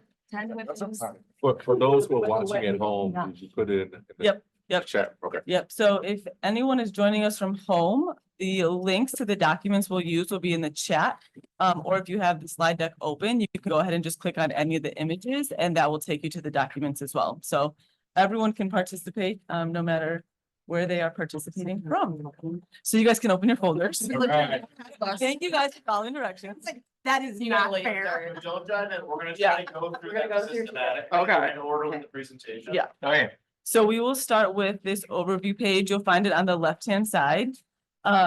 This is really just to compare the differences between the 60 million plan and the 75 million plan. So in that second, or technically the third row, you can see some of the projects. So three of the major focuses we had were bathrooms, roofing, and HVAC. So you can see from 60 to 75 million, we added 5 bathrooms, 7 sections of roofs. HVAC upgrades did stay the same between the two buildings, and the reality is that a strong majority of that is boilers, and our boilers need to be updated. So we included that as a 60 and 75. A major difference is the air conditioning. So at 60, we are not adding any AC to the 7 elementaries or dock key, but in the 75 million, we are adding window unit air conditioning. We call it window unit because that's what it says in the project plan that was presented to us, but some of them will not fit in our windows because the windows aren't the right size or type of window. So they can go on the wall. It kind of varies, but we're calling it a window unit because that's most accurately how we can describe it. And that's again, what's in the project plan. And then additionally, in that 75 million, there's more tuck pointing, parking lot repairs at Docky and Irving, and then air filtration at Hale. So that does not include all of our projects. It's not fully inclusive, but it's just some of the highlights. And then underneath, you can see the building name as well as the total spent. There's a handful of buildings where it's the same in the 60 and 75 million. Those are some of our elementary schools. But by and large, there's a difference for the rest of the schools. So what we found, we tried to target a specific amount for like our elementaries, our intermediates, and then our high schools. But the reality is that our buildings range in age from 50 something to 100 something. And so our older buildings simply need more work, and or the work that needs to be done there is just more expensive. So as equal as we tried to keep it, it was really more about how do we get something in every building to meet their needs, and the needs are different. And I just want to, if I could real quick, when you look at these numbers, some numbers may pop out to you, okay? One that pops out to me would be West Allis Central. You see a dollar figure of $10 million, right? Part of that figure includes the field house, which is a multi-use facility, where we hold our orchestra, concerts, band, choir, wrestling, and then sports as well, but rec events. So there's a, don't look at that number and say, okay, why are they getting so much? That's also included in it. That's a district-wide facility. That's how we consider it. And so I do want to mention that as we start to go through the school probably Carol can say this, we have points of time, we'll pause. Just ask questions too, so if you have like specific ones, just try to. I have one general question. Mhm. Because we're talking about a lot of individual things that each building potentially needs. And I think I know the answer to this, but for everybody that might watch this later. The buildings that we're talking about, the buildings are still good, right? The structures are good, right? So we're not going to be putting a bunch of money into something that ultimately is going to need to be replaced or closed down in another 10, 15 years. In terms of like school closure, or I mean, just because the building will not last, no matter how much money we put in past a certain amount of time. Yeah, I mean, at this point, everything we're recommending that get done is to replace and not have to like undo the work, right? Yeah. That's been the goal, like spend dollars where it makes the most sense, and that's. And I just wanted to clarify that. So like Aaron said, we will have stopping points. So the first one will be after Horace Mann. And in your folders, you'll see you have Post-it notes, 2 sizes. So as we go through, if there's a question or something that comes to mind, write it down. And then when we get to that stopping point, we'll go back to the top and we'll start at the first building. And then that'll be an opportunity to open it up for questions. Do you guys have any questions on the process? What I'd recommend is to take on site, so right, Yeah. and then we'll just start working our way. Okay, so we will dive in. So Franklin, just some basic stats. 100 years old, just over 53,000 square feet, 273 population. There was a gym and classroom addition in 1962. So on the left-hand side, you have all the projects, and then on the right-hand side, you have a photo collage. If you look at the projects that are in green, those are included in the 60 million referendum. And then the yellow would be included in the $75 million referendum. When you look at your photo collage, the pictures outlined in green are the ones for the 60 million, and then the photos outlined in yellow are for the 75 million. The projects that are not included, if you flip over, you can find those on the backside, and then there's no photos for those ones. So when we look at Franklin, the major project, so bathroom ADA updates to 4 of our bathrooms, you'll see the same description for all of our bathrooms. There's a lot that this entails. It's not just putting in some new handrails or some new partitions. It's taking down walls, tiles, floors, countertops, ceiling, partitions, grab bars. It's really renovating the full bathroom. Roofing replacement, you can see the sections that would be replaced. And these are sections that have outlived their lifespan. They're overdue to be replaced. And then we have the infamous 100-year-old boiler on here. And then that photo of the air conditioning is just an example. These don't exist in our buildings yet. So this is just a photo we pulled off of Google to give you kind of a visual. And then you can see on the back, what's not included is central air. You can see the cost was 5.7 million, much more in depth. There's a lot of demolition, removal of ceiling, access to get to the equipment. There were 4 additional bathrooms that would not be included, and then also additional roofing that would not be included.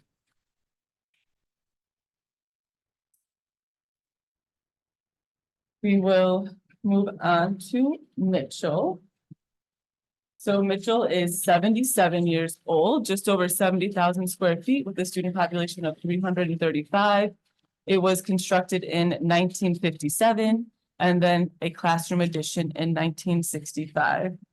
Similar to Franklin, we see 6 bathroom updates, a boiler replacement and an AHU replacement, which you can see in that bottom right-hand photo. Some gym repairs and updating. So if you look at the picture of the glass that leads to leaks, which goes right to their equipment room. So that is something that definitely needs some work, as well as those ceiling tiles, which do fall. There's no predicting when that will happen. So it's also a safety risk or concern. And then structural repairs is that bottom left-hand one. There's some movement between the C1 and C2 entrances.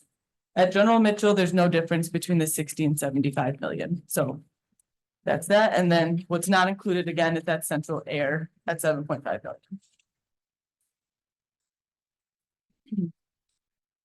So Hoover, a little bit younger than Mitchell, 67 years old. Building area is about 75,000 square feet, with just over 400 students, constructed in 65, and then in addition in 68.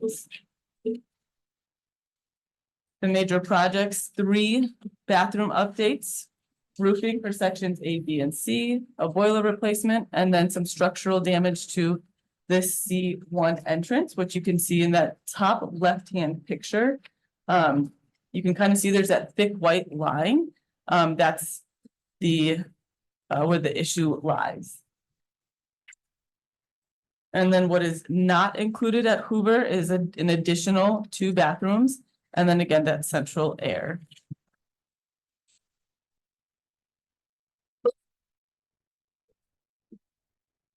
Horace Mann is one of our older buildings, 94. Also one of our largest buildings at 122,000 square feet with a population of 448. It was constructed in 1930 with an addition of a gym and a classroom in 41, and then a cafeteria and classroom in 51. And their major projects for the 60 million, 3 bathrooms, roofing in 4 sections, replacing the boilers and the steam piping, auditorium ceiling replacement, which does include abatement, and then elevator maintenance. If we go with the 75 million, that would also include the AC and then also an additional bathroom update. What is not included, there were 5 additional bathrooms that were a consideration, but they will not be included, and then as well as the air conditioning. The central air conditioning. So I know that went pretty fast, so we'll pause here. And we'll kind of go back to the top. Were there any questions around Franklin? I guess for me, it's just a general, I think window AC is a non-negotiable. I think we have to have it. And I know it says 75 million. And then sometimes there's other criteria placed in there, like, you know, like, so I apologize, should be in my notes. So like, yeah, central air is ridiculous, I understand that. But in some of the schools, there are multiple yellows that would have been part of the 75 million. What if we are in the middle though, just looking at the window units? It's not 60 or 75, it's 67 or 50, you know what I mean? Like, I think air conditioning, it's a non-negotiable. Every parent I talk to, that's their number 1 thing, safety and air. So I know we're asking, you know, between 60 and 75. Something in there needs to be a different number. So that one piece is always included. I'm just putting that out there. I agree with all your other stuff. But that's something people will see and feel.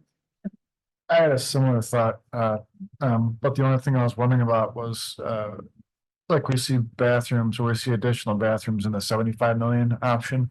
How do we decide which ones are and are not? Are we talking about presumably the ones where the students are using them during the school day? Those would be the 60, and then the 75s would be additional that aren't quite in the main. Yeah, we would go back to the criteria, and we really want to identify the bathrooms that are most frequented by students, staff, and community members. So, yeah. I have concerns about the roofing.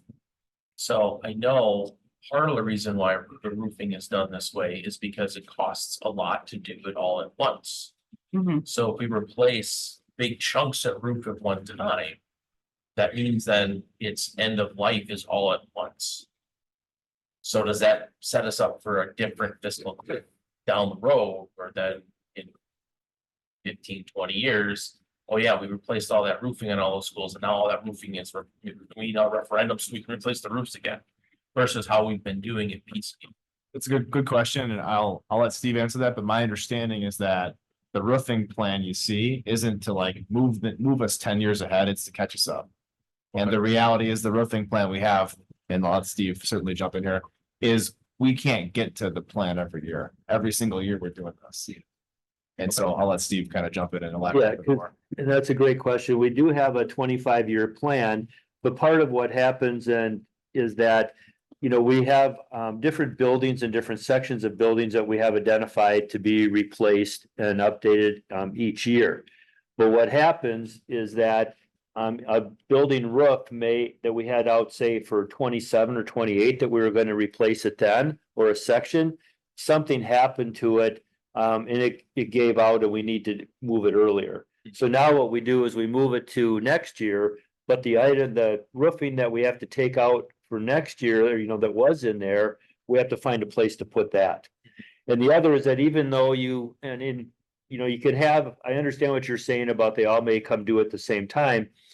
The other thing, though, is that even if you have different types of roofs on different buildings, but even if you put the same type of roofing on each building, for whatever reason, each building may last longer. Each roof on the building in those sections may last longer. You still may have some grouping that comes together, but there again, what we've done and we've continued to do is we look at that and we assess it every year and we say, okay, this section here on this building, it really needs to be redone. This one here, we can buy another 2 or 3 years if we do a $75,000 or $100,000. I don't necessarily mean patch, but just like a repair job. We know that can get us another 2 or 3 years, so we can take care of the sections that really need to be done. And so that would continue. And like Aaron said, is that we have some where that's what we've been doing. They're past their useful life, but we've been able to keep them going. They're watertight. And we've moved other ones that have more serious issues up to take their place. This would eliminate then those that are past their useful life, but they're still working and functioning properly. And so what happens then every year when Steve and I meet end of the year to talk about prior year budget, future year budget, we look at the CIP budget, we allocate, 50% of it, because what are you going to do if one goes out in February? And we have 46, but that's certainly not like, we're not trying to exhaust those funds in 2 years either, right? So we're trying to be strategic and plan that out. And so the reality is, we end up having to do patchwork and things to make it work, to keep it open, to keep it working. So would this catch us up on that as far as the roofing that we have not been able to replace? Or would this just take a chunk out of it? This would catch us up. Okay. So then if we were following the 25-year plan moving forward, from this point, and presuming that it was approved, we could just do the roofing that we need. Obviously things happen and something fails earlier than we think, but we're not hoping that this over here doesn't, which is we know is beyond its useful life, right, won't fail. Because this other one did fail, we have to replace this. And that's the big point. It's when you start to work through 10-15% of it at one time, it's not in the back of your head anymore. You can move forward and go, hey, we got these 3 and the rest of it might still happen, but you've consolidated and done so much of it that, we should be able to move on to other areas that we know are needed too. So. Another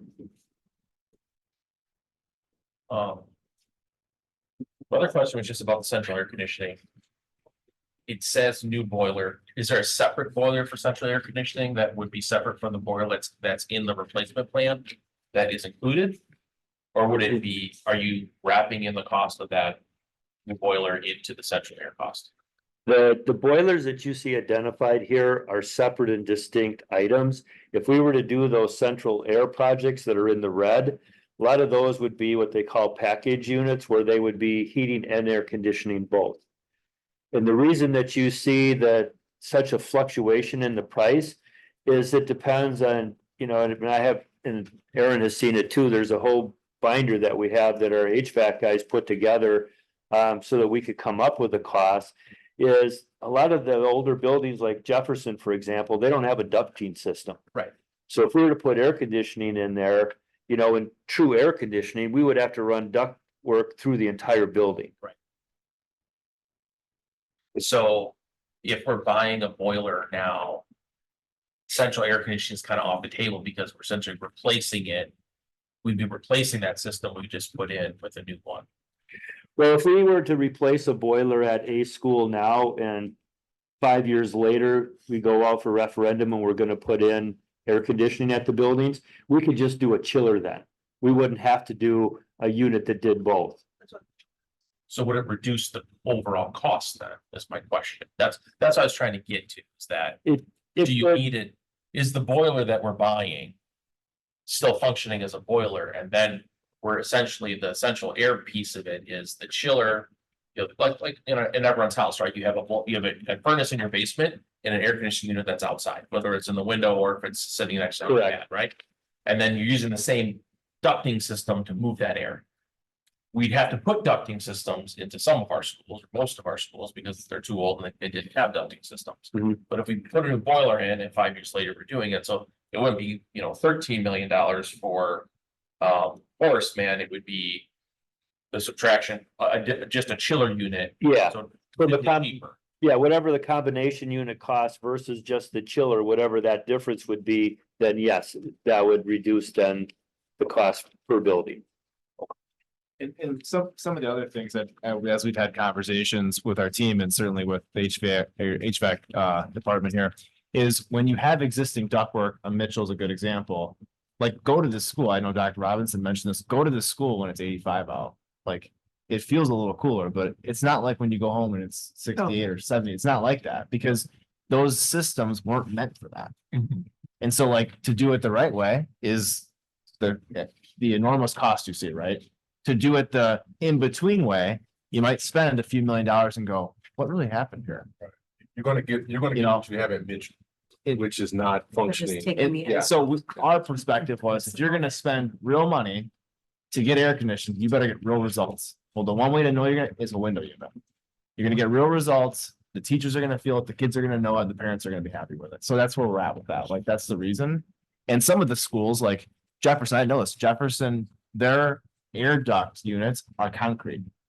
So that's the truth. The air pushes through concrete ducts. So you put cooling in that, and air conditioners are wet. So how long before the concrete starts to crumble? You know what I mean? So it's a layered problem. And so Can I ask a question real quick? I just want to know the difference between portable AC units and window units when it comes to which one is better, cost, like what's the difference? My understanding of portable units are something that you could go to a box store and buy. And it's typically about the size of maybe a dehumidifier. And it usually has a blower that blows the cool air out of the front, but then you need a way to vent. There's usually a plastic flexible hose or tubing that goes out the window, and that is what discharges the warm air. Whereas a window unit or a split unit would actually go in the window. It still blows out the cold air out the front and the warm air out the back, but it's typically more efficient. And it looks nicer. So that's what I was trying to figure out, the efficiency, the difference between the two. That's what I was trying to really understand. And my understanding is portable units are just kind of a temporary fix. Is that pretty accurate? Or used long term as well? A lot of times where you'll see those used are just in individual, like if you use it for your home use. You don't want to buy window units for all of your rooms that you have. Portable, I know the window, but I mean. No, but I mean, so what you do is like maybe your bedroom, you put a portable unit in there. And so then you can keep the bedroom cool and everything else isn't cooled.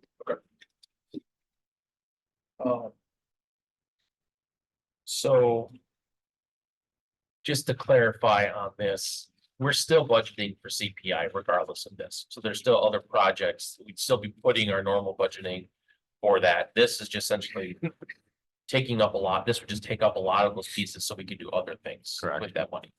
Yeah, so we're not stopping. This isn't like replacing that. Yeah, in the budget, we'd still have CPI budget. We still are contributing to Fund 46 and then trying to be strategic about how to spend those funds. That's why we come back annually to review those with the board. And then, we're very selective on when to use those funds. It needs to be dire situations to use them, right?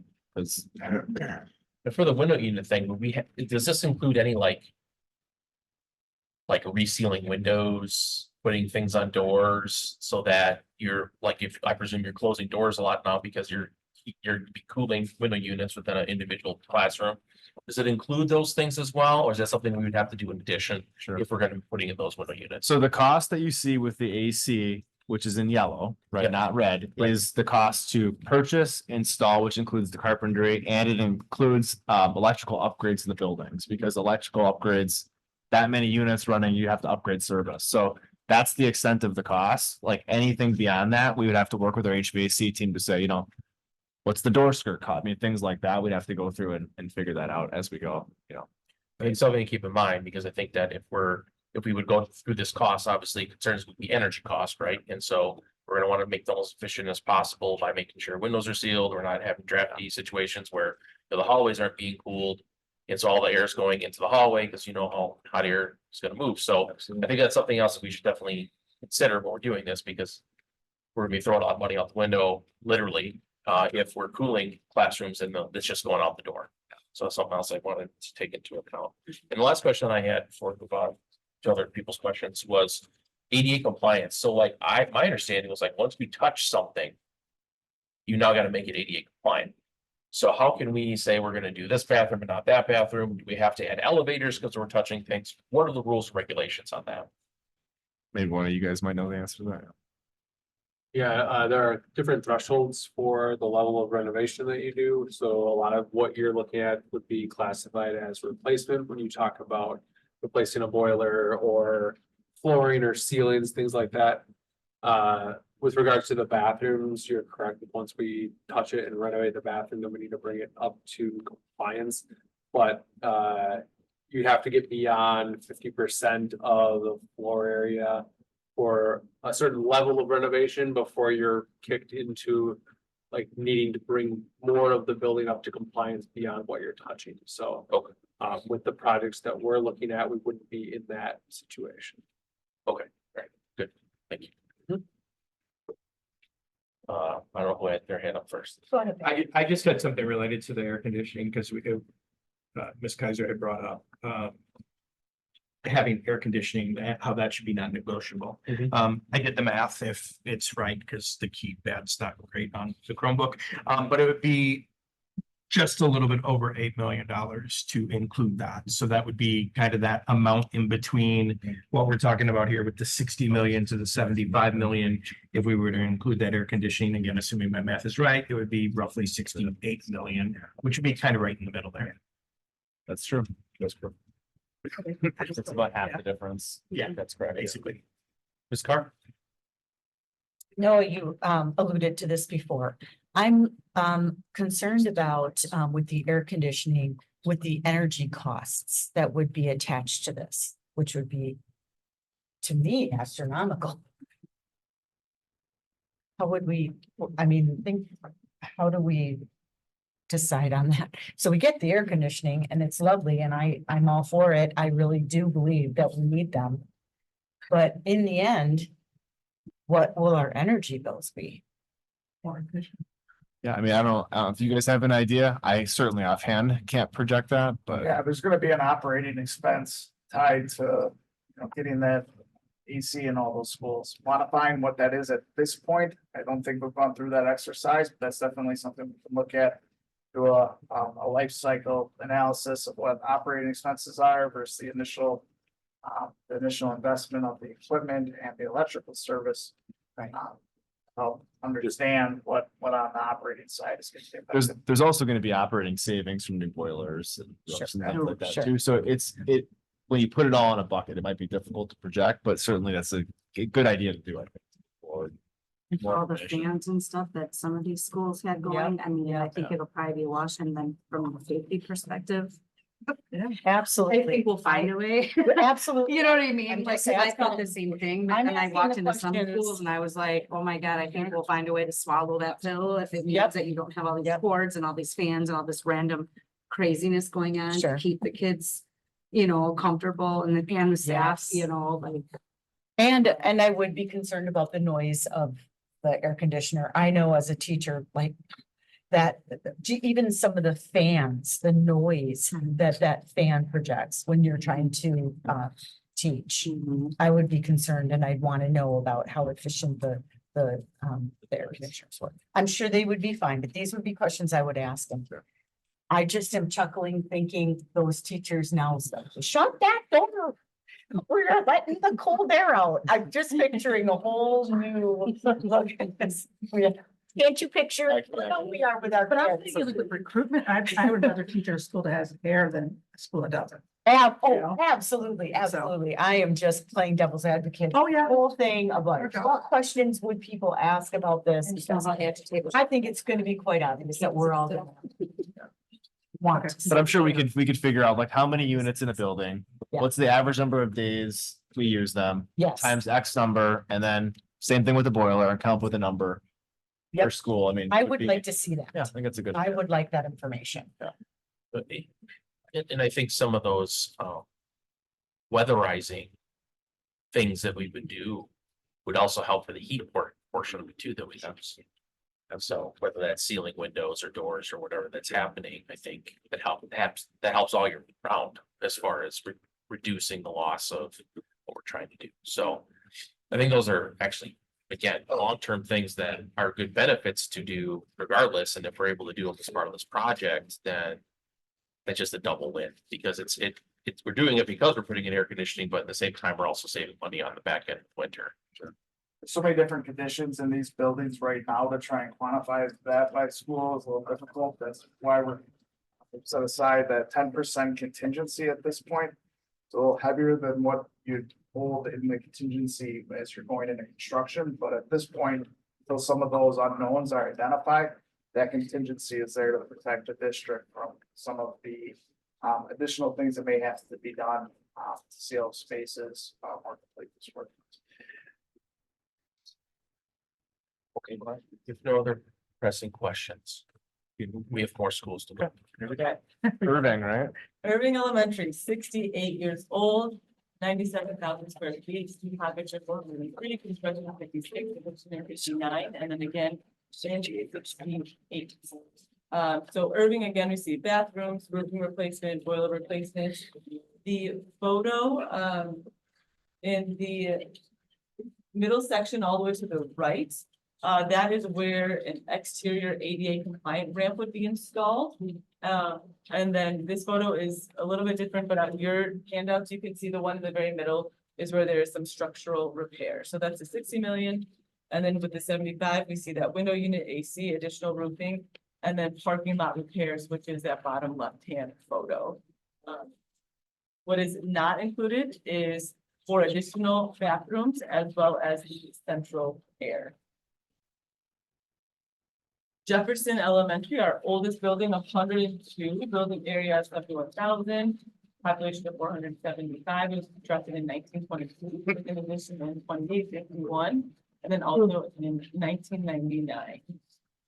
So what would be included in Jefferson's is 4 bathrooms, many sections of roofing replacement, and AHU replacement, which is that bottom left-hand corner. And then in the 75 million would be included the window unit AC. What's not included are additional bathrooms as well as the central AC. Pershing Elementary, I believe, is our youngest school, 54 years old. Building area of 47,000, student population of 715, it was constructed in 1970 with an administrative division in 2014.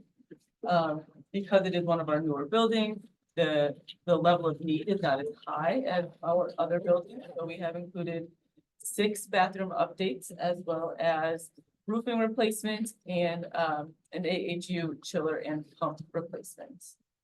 Pershing Elementary at 1675 is the same projects. What's not included is the central AC as well as an elevator. They already have air conditioning at Pershing, correct? Correct, yes. Yeah. Pershing, yeah. Walker Elementary is 70 years old, building area about 71,000 square feet, student population 294. It was constructed in 1954 and has no additions. The projects we would be looking at Walker would be 6 bathrooms, 1 section of roofing. Granted, it is a very large section. If you take a look, it's all of that peach colored orange. A boiler replacement, gym repairs, so you see the picture of those door handles. It would be to replace that, it's a safety risk right or concern right now, as well as remove outdated and falling ceiling, which you can see in that bottom left-hand corner. And then paint walls, add acoustical wall panels. And then there's also blacktop repair or replacement, as well as the driveway approach. The driveway approach right now is really narrow, so this would be to expand it to 3 lanes, correct? 2 or 3, depending on how it's designed, but what it would do is it would help with the flow of traffic coming in and out. So you wouldn't, and because part of the issue there is it gets backed up and then the neighbors are unhappy because they can't get in and out of their driveways for 20 minutes or half an hour. So the goal of this would be to help alleviate that. Especially with the number of students that's increased now. Mhm. So it's been something we've been talking about. And then with the 75 million, that would include the window unit AC, and then what is not included would be that central air conditioning. And then Wilson Elementary, our last elementary school, building area 61,000, student population 373. This was constructed in 1929, so it's 95 years old. And then there's been additions in 1937, 57, 66, as well as 2014. The projects we would be looking at are updating 4 of the bathrooms, as well as the boilers, which are all featured. And then included in the 75 million would be that window unit AC. What's not included is 4 additional bathrooms as well as the central air conditioning. So I will pause there and open it up. Are there any questions for these 5 elementary schools? I just have one. When we're talking about the window unit ACs, is this a unit for every classroom? I believe that is the case, yeah. Okay, yeah, I just want to make sure. We're not talking first floor only or something like that. No. This is a unit for every classroom, so if we approve this and it was funded, essentially every school in our district would have air conditioning at some level. With the exception of obviously Longfellow events. Yes. I was gonna, Right, for us. But yes, yes. Choose first. oh, just kind of segueing into that. I know it's the DBLA, DLBA. And Shared Journeys is housed at the former Madison. And I know it's also, I'm sure there's a collection because it's also food service. Is there anything, is that gonna be some of their, anything that needs to happen over there gonna be folded into just regular repairs? Because we're still gonna maintain that building because I mean, I don't want the little kiddos and Shared Journeys sitting in their, in their nursery. Sweltering. Their daycare sweltering because we, forgot about that building because that's still, it's gonna need. And we're utilizing it for rec too. So I mean, I know that's another whole budget and stuff like that, but. Yeah. The classrooms currently, they had some window air units that they brought with them. They're not operating very efficiently because they're at the end of their useful life. So I'm working with our HVAC technicians to get ones that are appropriate for that size room. And if we need to, we'll get 2 smaller ones because those are long rooms and we could put one at either end. And then I think DLV operates mainly out of the main office, which I believe is air conditioning already still. But good question. Yeah. Shane? Do classrooms, would you consider the staff lounge? Do you consider the IMC? Are those part? I mean, staff lounge is usually in a classroom. And I feel that one should, did you go by how many classrooms are in the building or how many are utilized? We went by the classrooms. Okay, so staff lounge would have an air conditioner as well. I'd have to go back and double check because even though it may be a classroom, but it's being used as a staff lounge, I want to verify whether or not we counted that or we just looked at the classrooms that are actually being used as classrooms. You might want to think about that and add that in. And I think some of these expenses, I think that you're bringing up, we didn't think of. That's an example, like a lot of these questions that have come up, I'm like, yeah, got that one, we got that one, we talked about that, we didn't talk about that. Maybe this is something we could budget for. Yeah. Because if we're saving money on with, you know, if a referendum is knocking out a lot of the things that we would normally pay for out of our budget. Maybe that's an option. Maybe we don't have to include it in this. I mean, that's for consideration, but we did not think about, to being honest with you, we did not think about that. IMC is another one. Is IMC included? Because that's not a classroom. Yeah, that's another. So IMCs were not, and a lot of times those are internal. Mhm. Yeah, so they don't have an exterior wall to be. Sure. Against. Sure. So. I don't know how you would handle that. I don't know if you have a roof unit that you're dropping down or what. Different application. Yeah. Kristen? Is Pershing, it says, installation of an elevator. Do we have an elevator there? No. No. Do we service students who are ambulatory in that sort of way? Or staff? Yeah, so currently students who have needs such as you described are serviced in the first floor. Okay, It's a challenge that. yeah. Other questions? Okay, we will move into our intermediate schools. So Frank Lloyd Wright, 185,000 square feet, population of 948, and it was constructed in 1970. The projects we would be looking at are 6 bathrooms, boiler replacement. These are by far the largest boilers I have seen, and I think I've seen them all at this point. I was like, wow. Elevator maintenance, east side, reconstruction. It's that bottom row, middle picture. It's wood chips, and if you're ever out there during recess, the kids play basketball on the wood chips.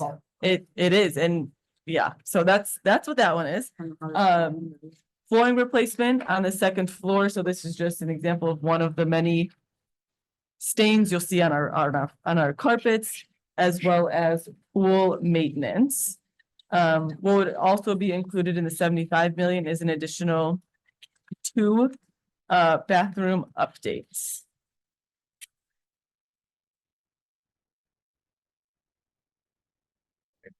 And then what's not included, if you flip to the back, is to repair and replace partition walls and curtains in 8 classrooms. So it's kind of those like bulging accordion ones that they have over at FLW. West Milwaukee is 96 years old. Building area is just under 150,000 square feet.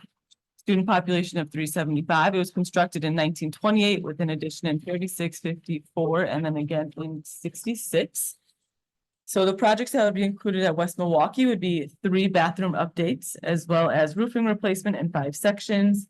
Boiler replacement, so they have 4 boilers in their building. The pool repair, which is really a renovation of the full pool, and then elevator maintenance to furnish and install new pit equipment. What would also be included in the 75 million would be an additional bathroom updates. And then what's not included is about $1 million worth of roofing replacements at West Milwaukee. So I know that was a quick little section, but we'll stop there. Any questions or discussion around the intermediate schools? Mr. Becker? On the east side construction for FLW, those hoops are just rollaway hoops. Can we find a couple of dollars to put a couple up on the walls? A couple sturdy hoops instead of just rollaways? That's what we, in talking with the principal when we were there as a visit, that was one of the things that we talked about. And possibly putting additional ones, because right now there's only 2. Great, okay. Yeah.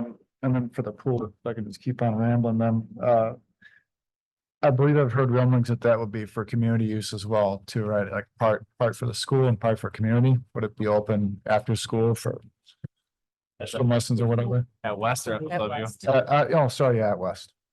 Oh, West. So I don't want to speak for Shelley, but I think that's part of the reason that they currently obviously don't have recreation swim classes there. So certainly that would be used by the school and then certainly after through the recreation program. Okay. Absolutely, yeah. Good question. Same with FLW. Those repairs are in dire need too. So that gets used all the time by rec as well. Right.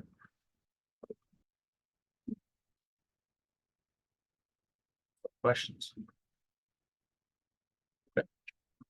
All right, final stretch here. So Doc Key PBL High School.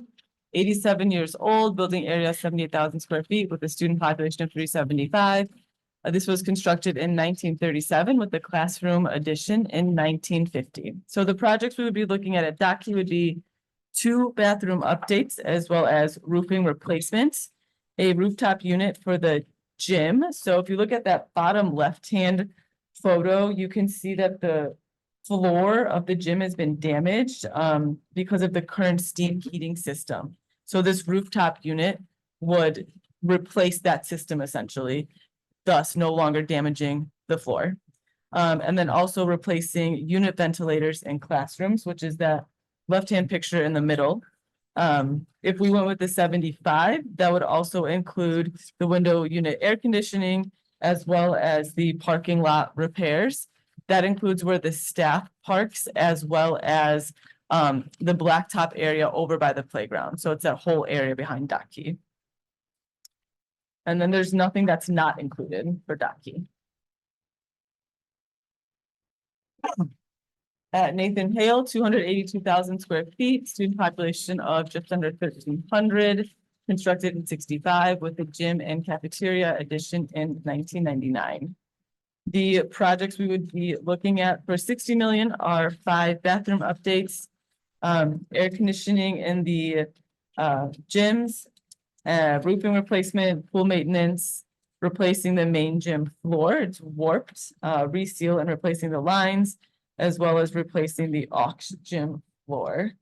And then with the 75 million, there would be additional roofing that would take place as well as the air filtration system and dust collector replacement.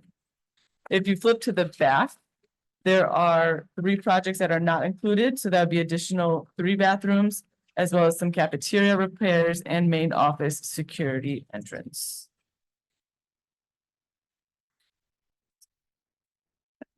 West Dallas Central, 343,000 square feet population, student population of 1,000.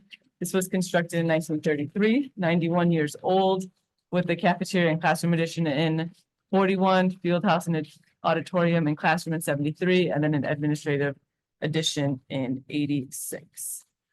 So the projects we would be looking at West Dallas Central are 2 bathroom updates, air conditioning in the field house and the corridors, roofing replacement of B1 and B4, it's circled on the aerial shots, pool maintenance, as well as field house updates. I do want to highlight the field house updates includes, it's really one of the multi-purpose use areas, choir, orchestra, band, community events, athletics, it would replace the gym flooring, the rubberized flooring for track and the wood flooring for the main court, bleachers, basketball hoops, metal doors and frames, divider curtains, acoustic panels, gym lighting, paint walls and ceilings. Obviously, it's a high price tag item, but it covers a whole lot.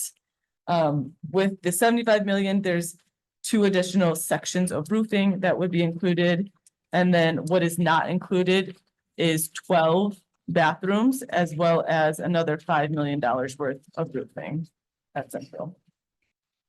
And then lastly, we have district-wide. There's really no photos for these ones, but we would be looking at security camera replacement, tuck pointing, concrete repair, PA systems repair replacement, fire alarm system panels upgrade would all be included in the 60 million. And then we would add additional tuck pointing if we went the 75 million routes. What is not included is the emergency responder radio systems upgrade at $100 million. So I will stop there and open it up for questions. Right. I agree regarding the field house at Central. I think for years, even before I was on the board, that was a topic of conversation about the need just for the school, for the district, all of those things. I have a question regarding the price tag though. Is that assuming that there'll be asbestos or hazardous materials underneath the flooring, or is that part of the contingency? Because I know that was one of the concerns even then, that once we pull it up, we don't know what we're going to find. Yeah, so in the slide Steve had that 25% for design and soft costs, that includes the abatement that's required for the work. Okay. In regards to Nathan Hale, I noticed that, one of them got bumped, but then not included. And it was main office security entrance. Main office security entrance, remodeling to make the entrance more secure, and that got bumped, and I'm wondering why. I feel like that would be something that would be priority. If it's a main entrance and it involves security. So Wondering what happened there. yeah, so the current way that the main office works at Hale is students or anyone enters after, school starts and they have to meet someone at the window. And then from there, they can get buzzed into the building or not. So the office area, in our opinion, is still secure. It just doesn't operate as if you get buzzed into the main office, then to go into this, you get what I'm saying? Oh. And some other So it would be building. more streamlined, not necessarily. not Yeah, I think in secure. in an ideal world at Hale, the main office would get reconstructed so that people would enter the main office and then be let into the school, like some other areas that happens, like I think Wilson, you actually go into the main office and then get let, you know what I mean? Right. It's just inconsistent, so I think it's something that we should consider at a future year, but I don't think this is the time to Okay. do that. Okay, thanks for clarifying. that, Yeah, yes. good question. On district wide, one of the ones not included is the emergency responder radio. Yeah. Upgrades. All I ever hear from parents is air conditioning, safety. And I can speak, many of us on this board are parents with kids in the system. Is this something that then we can go and like talk to the city? I know we have very separate finances, we have very separate things, but we also have a very good common council that if we were to work together with them, with the fire department, police department, city, school district. So I feel like that, I don't want to walk away from here and someone in the audience or later goes, oh, $3 million to get rid of safety. All the other safety issues that we have addressed mainly were like ADA compliance. So, Especially when they follow it up with, our kids can't have their phones. Yep, I And then we don't with get them on that. like, I can just hear the chatter that'll go around with that. it's just a point, I know like, we're talking about the AC units and talking about this, okay, it gets us close to 75, but how do we boost this to people and get creative about it? Maybe it's not part of the referendum, but how do we get creative about it? I asked Yeah. the same question, like, Yeah. this is Okay. identical, and we had a long discussion. The problem is, though, we could buy a system. It's not guaranteed to work. Because if, the point is, when they go to certain areas of the building, they can't get anybody, because it's like dead places. And it's not our system. Right, it's not our system. So our walkies all work, because we have our own server at every school. It's like in certain areas, like if a police officer's in the building, they don't go out. You know what I mean? That's the challenge, I think. Yeah. Well, we need to market to places to be like, we'll be your trials. Give us your product and let us try it. I know we'll For work. me, this smacks of a grant. I mean, this seems like. Yeah, Thank you. Yeah. It's like funds that we get from the state or we work with the Lions Club or somebody to help Yeah. fund these things, because yes, there's a safety concern, but $3 million is a lot. Right. And then we would definitely have to work with police and fire to ensure that we're getting something that would actually work. Can we reach out to Mayor Devine and see if he Yeah. would could know of certainly- anyone that we could talk to? There are safety funds available. Security funds through the state Yes. that they do for certain things. I don't know if this falls into that, but I don't know how. Just like mapping our rooms and things like that, so that police and fire know. Yeah, we got a grant for that. We did that. Yeah, The mapping grant. We did Right. that, yeah. so if we could do something similar for this, Mhm. because it is such a important thing that. If something were to happen, that if they're in a weird part of the building, then they can't talk to anyone else and try to tell them what's going on. Well, it sounds like it's gonna be a trial on here. I don't know what works, well, then. Yeah, and we have had conversations with the PD, Lieutenant Johnson, before she retired. We talked with her about what company you can go through and what, certain districts that use, and there's ways to do it. It's just, it's costly and, it's been a problem for a long time. This isn't just like a new development, right? But this is part of the feedback. Part of it, right? Trying to figure out what we Right. all think is best, so. Other questions? Mr. Burns? I don't know how this one fits in, but we're seeing a lot of stuff for remodeling of the bathrooms and fixing them and doing that kind of stuff. And when we do that, we're likely to put in suspect something that is like automated hand washing, that kind of stuff, like, because that's the newer things that you put in there. But a lot of times the damage in the bathrooms is because somebody goes in there and smashes it. And so then we now have high costs in replacing said fixtures. Is there anything to do about damage prevention if we're putting out all this money to repair this kind of stuff, especially since the newer stuff will be more expensive to then replace, which then will hit our normal budget harder and then delay stuff perpetually again. In the bathrooms that we're renovating right now, what we're doing is putting in the little bar handles for that reason. And part of it too is that, you know, whether it's the paper towel dispensers or whatever, what we're doing too is looking at the back end of what does it take for ongoing maintenance. And if you have something that's automated, it usually has batteries, which means you have to replace the batteries.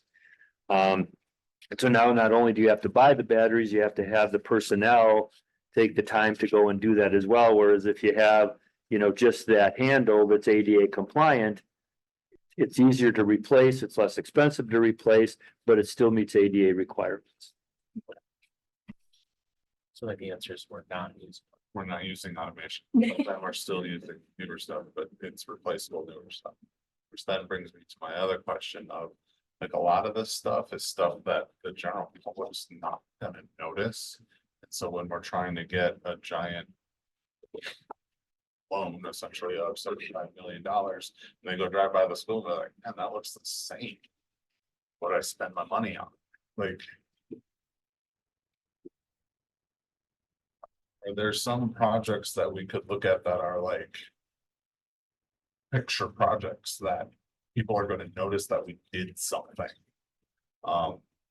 And that kind of brings me to my other piece of, like, I really appreciate that you guys listed out all these pieces and the time it took to do all of this, and identify all these things. But by identifying all these things and saying, this is what we're going to do, we are now like pigeonholed and that's what we're going to do. Whereas if we find another need or something else expands or something else changes, we are pigeonholed with that and we can't necessarily adapt to this. So like having a general, like, these are the things that we do and these are our goals. I'm worried that we're putting ourselves in a box that we cannot then adapt to, because we've seen how we've had to change over the course of doing all of this remodeling and anything that we've had to do for any of the projects that have come up. So, but so to a couple of your points, I asked the same question about the shiny object. That's kind of what I call it. Like, what's going to be our shiny object? What's going to be that thing they see? I think the field house, for example, is, you know, when I brought my wife to my daughter's choir performance, we sat in that field house and there were so many people in that one facility at that particular time. My wife looked at me and she said, "We're at Central High School, right?" I said, "Yeah." She said, "This is the school that had the great basketball team that we saw the games." I said, "Yeah." She says, "And they play on this floor?" She said, "You ought to be ashamed of yourself." That's an example of something I think we can point to. That's just a real conversation. I had to put my head down. I'm like, I agree. When it comes to why we were so detailed, because we thought you guys would want to go detail if we didn't go detail. All right, so that's why we went there. I said, let's give them everything, let's just kind of guide. So that's what we tried to do with this, because we figured if we didn't specify when the questions will come up, what does that mean? What are you spending it on? You have $3 million, what's in there? So that's why we went that particular route. And I think it goes to help with trust too. You know, I think we tell the community, we're gonna spend your money on A, B, C, and D, better do it. And that's that transfer. Right, and I totally, I get it, and I do appreciate it, I think that it makes sense, and we would have had those questions otherwise. But I also think too, as we look at this, I think our conversation does need to be in terms of like, these are our goal pieces. Rather than like, these are specifically what's gonna get done, because we already came up with, well, what about the teacher's lounge? What about the LMC? Are there some like staff offices that are off on the side and they're like in closets that now when they get closed and there's no AC in there, like now it becomes a sweatbox in their office? So like, have we accommodated all of those things, and are we gonna find that out as we go? And then it's like, it becomes a bigger issue.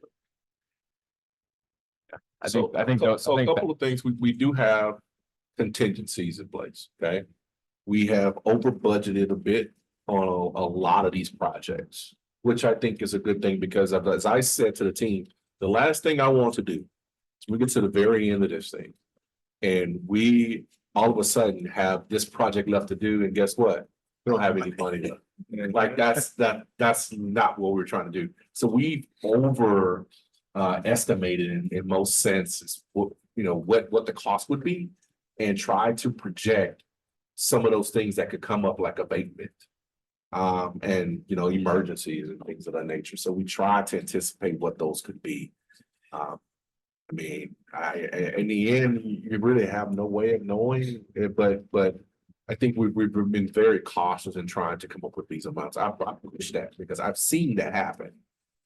Where we get to the end and the parents are saying, hold on a second, you said there's gonna be a pool. And guess what? And where I come from, the pool is the last thing that's built.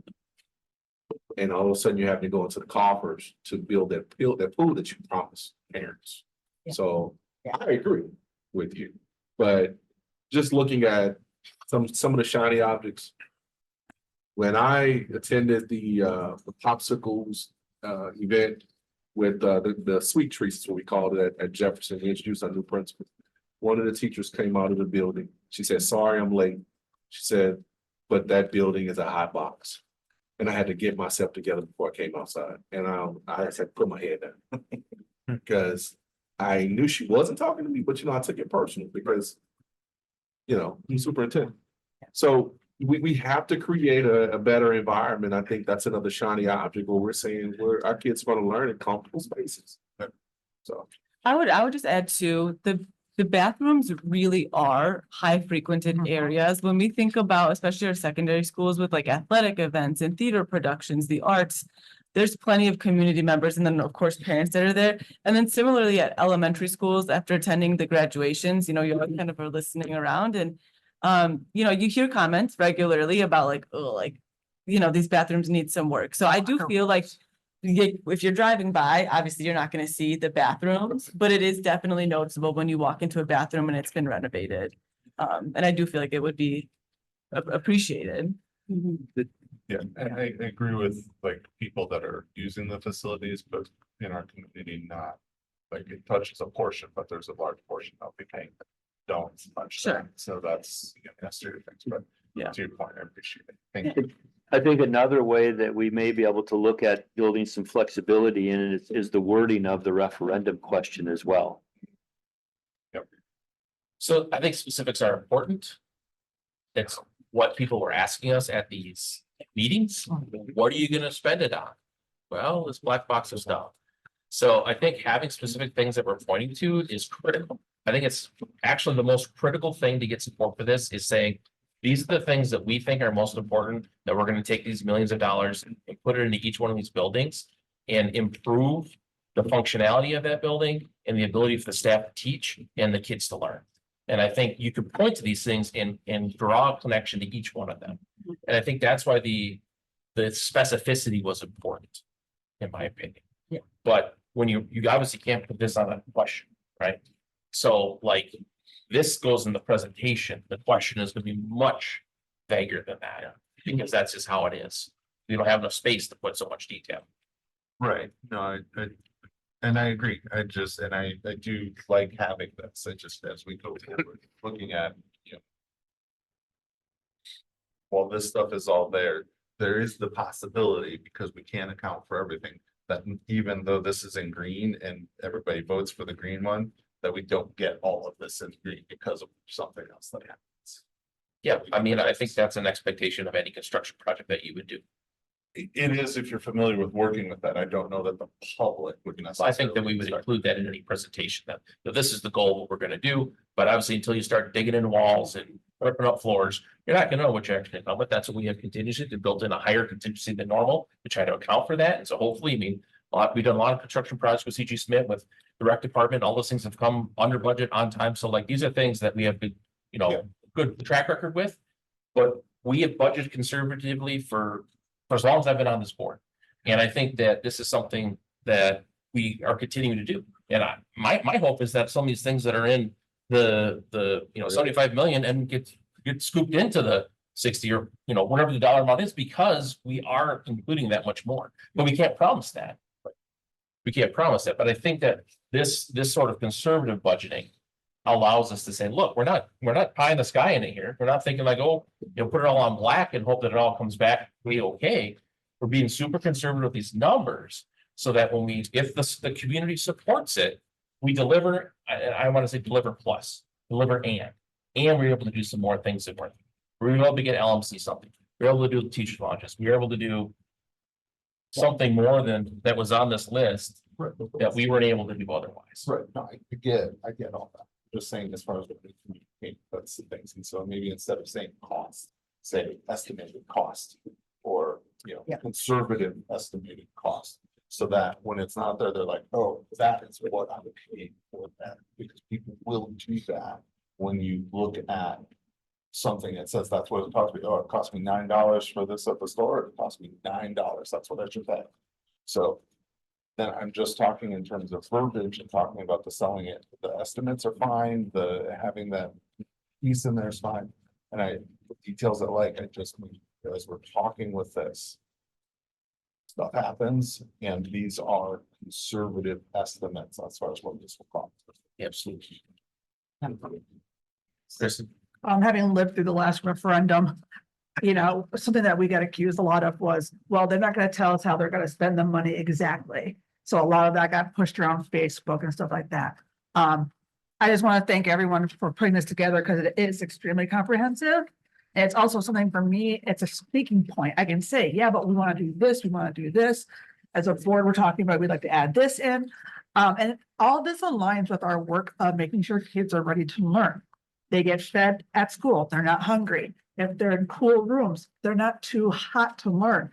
When you see a school has been upgraded, and I teach at a beautiful school, there's a lot of pride in that. And I don't see vandalism at my school because it's so well put together. I think for a lot of kids and for a lot of families, they see the work going in, they see the changes. We've been there for a very long time. It's got to change pride in school, pride in community, and kids will learn when they're in environments that are safe for them, safe for family to visit. I cannot wait for a new field house. I think every one of us says that every time I walk in there. So I do want to thank all the extremely hard work this has gone through. And it's nice to have those talking points. And you're absolutely right. I'm doing an egress window right now, so I understand estimated versus actual versus, but yeah, so just thank you for everything. So part of what we are here to do is to give some direction on what we're thinking based upon on all this. Oh, I'm sorry. We're coming to that. We're almost there. Yeah. There's one thing I would like to see. Sure. Okay. Like we talked about moving the air conditioning units, so doing 75 million. The tech ed classroom air filtration system, I also like to see moved into that with air conditioning. Same. Thank you. I was gonna say the same thing. And it's not to say that redoing more bathrooms, more roofing isn't also important, but I think that touches a different part, a different group of students. And I think that's like the air conditioning obviously is kind of school-wide, but this is specific to tech spaces. And so I think if we can put that with the air conditioning and the kind of in-between number we've been talking about, I think that would be great. We're good to keep going? We're almost there. Yeah, So almost there. And I think one of the things I just thought about as we're talking, it's like when we did the facility tours as a team here, Carolyn was talking, or I think it was Rachel at the time, because Carolyn wasn't at Jefferson when I was there. And we were talking about when was Jefferson built? I think Rachel mentioned it was 1922 or something. And I was like, it'd be so interesting to give a history lesson about what did the state of the art schools look like in like what was going on in the world in 1922? Like, what did it look like to be a brand new building and what kind of car was in the road? And like, so I think to some people, I wish we could like entertain people to come take a tour of Jefferson, because if you went through there once, this wouldn't be a question. So I just implore you, as you speak with constituents or neighbors or people, like to just ask that question. Like, that's a reality, so. We'll keep going here. So as we get to like the question of what does this look like in terms of operating amounts or facility amounts, and really ask of you, like, what information do you need from us to be able to make an informed, educated decision and when that might be? We put together 2 different slides to kind of show you like what's the difference in cost, and I'll focus really in green the $240,000, the average property value in our communities. So if 4.9 million was the decision of the board in terms of operating, and a $60 million referendum, that would be about $199 per year to the average voter, which is about $16.50 a month. Okay. If that went to 75 million, you can see that jumps up about $43. That goes to $20.16. So a little bit over $3.60 difference, okay, per month. Okay. So $16.58. $20.16. Okay. If you jump up to 5.8, that same $60 million referendum is $230 a year, which is $19.16 a month. Okay, as compared to $199. So the difference between 4.9 on 60 and 5.8 and 60 is $31 a year. Okay, just trying to give you some real numbers here, right? 5.8 million in operating over 75 million is 274. That's $22.83 a month. Okay. The difference between 4.9 and 60, the very bottom, and 5.8 at 75, the very top, is $6 a month. Okay. So I just want to frame the conversation, not to minimize it, just being honest. We're talking about $6 a month in difference from 4.9 at 60 to 5.8 at 75 and anywhere in between. So with that, I guess the question would be, moving into next steps is there other information that you feel as a board you need from us to make a decision either on operating or on the capital amount? I think cost of window units should be an option for an ask. That's not additional information. So based on the information sorry. you've gotten already. Yeah. Does anyone here say, well, before I can decide, I need to know more about? Gotcha. Thank you. Like I kind of heard like in between tonight, between 60 and 75. What about if you take the AC and the tech ed? What's that look like? I heard that. I made a note of that. So that was one thing I heard. Well, and that was the discussion I was having. If we as a board, we're gonna be like, yeah, that's what we think we should put forward as a question. That was a discussion I wanted to have. But my question was on the operating model. Does 4.9 get us where we need to be?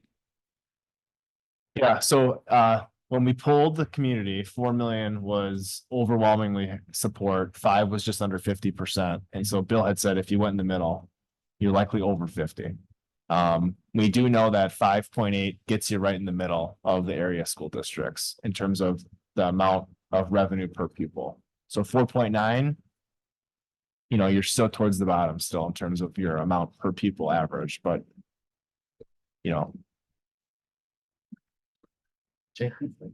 So I feel that it would be on us as we present to the community, which we know we're going to go back out. And when you get up there and present, as you eloquently do, that's the number one slide. Yeah. That if we really need the 5.8. Yeah. And if they know that's a difference of $6 a month, that's like in big red letters. Yeah, that's what you gotta. I feel like we can get it through. Like, I feel like people will support it. If they're gonna support the 4.9, we know that they want us to pay our teachers. I think we can make a case for 5.8. I really do. It's about getting that word out there. Yeah. And I'd also like to add on to that I've already had teachers come up to me who are literally like, hey, I talked to somebody in the West Allis community and I convinced them that they have to vote yes for operating. I think that we're going to get a lot of staff support around it. I'm leaning more towards the 5.8 also. Yeah, it's all about how it's explained to them, because I know just only like when I was, being like one of the newest to the board and still learning so much. In the very beginning, when I ran, it was just how it was explained to them, like they just felt like there was so much they didn't understand. And once it was explained more to them about like the mill rate and just coming down to, like you just said, that minimal amount of money a month. Right. Not just looking at the year, but breaking it down to the month. People were like, oh. Yeah. And then they were like, well, that's nothing, like I throw that out on garbage, you know what I mean? Like, people were like, oh, I can do that. It's about a 50-50 split. Yeah. So like if, let's say you guys said, hey, we want to do 5.8 and 60 million. And I say it's 1916 a month to an average household, 240,000. Mhm. Well, how much is it for the teachers versus, it's about half. Mhm. So 950 teachers. So for $9.50 a month, you can help get a teacher a raise. But when they That's see the- that's the- 75 million or I- 5.8 million, they're like, oh my God, I know. but when you break it down, it's so much more palatable. Yeah. But that's what they need to hear. Sure. They need it to be broken down in layman's terms. And that's how I was as a new board member. I didn't understand 99.9% of what I was hearing when I came in as a new board member. But when I had people break it down to me, because it was so new to me, I was like, oh my God, that's easy. And I think that's some of the work we'll do with our comms team is like create the slogans for $9.28, Yeah. whatever that is. Yeah, right. Right? You Yes. can support a teacher. Yeah, Or you less than can- $10. And certainly we'll whatever tap into, it that's. Yes. Yeah, Yeah. and I agree. I 100% agree. That's Rebecca. exactly what it is. That's so much of what I heard as a new board member was that it just wasn't broken down easy. It wasn't dumbed down enough for the average person who doesn't work with that verbiage. It's for them to understand it. Sure. So, yeah. Brian?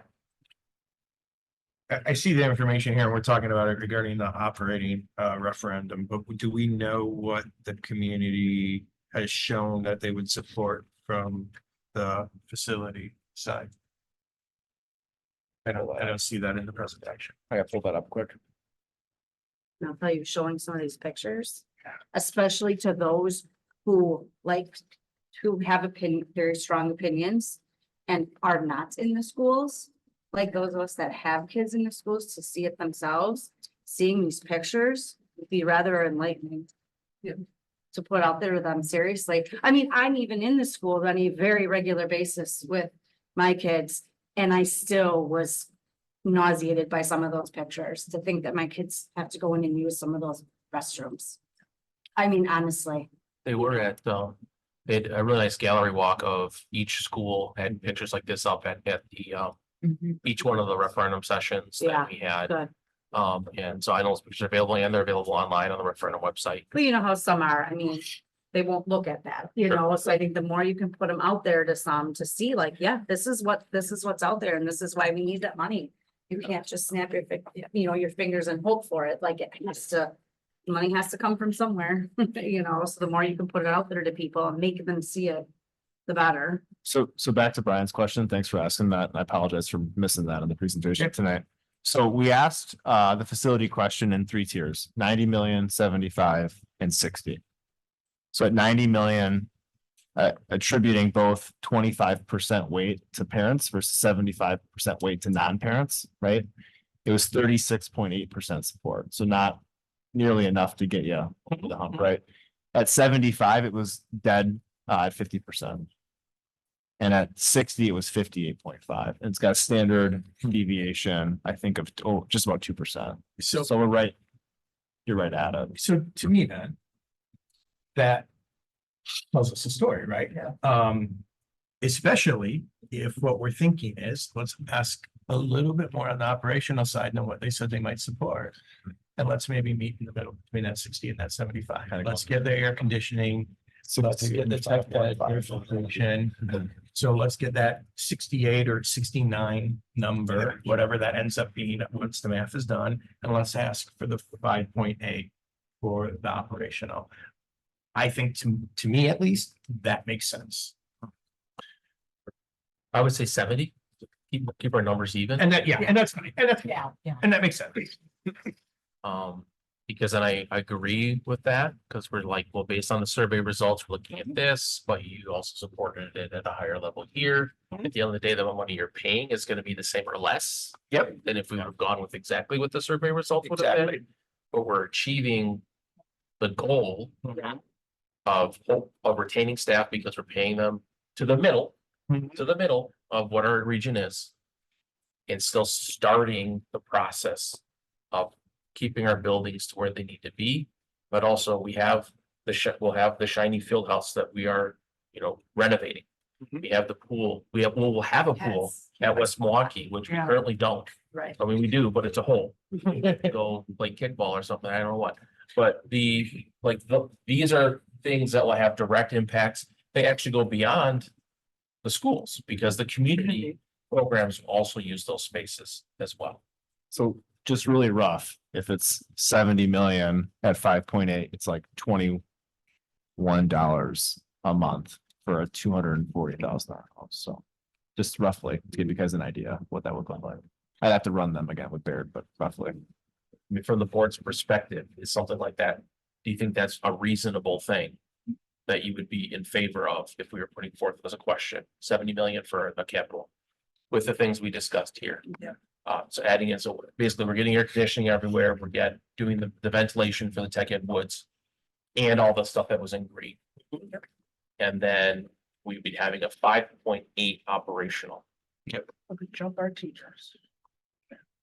Thumbs up on that. If you're in favor, if you're not, thumbs down. Joe? You have questions, Joe?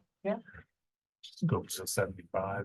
5.8 is just like, it's just a tad rich. It makes me nervous is all. I think we could do it, but we really gotta sell it.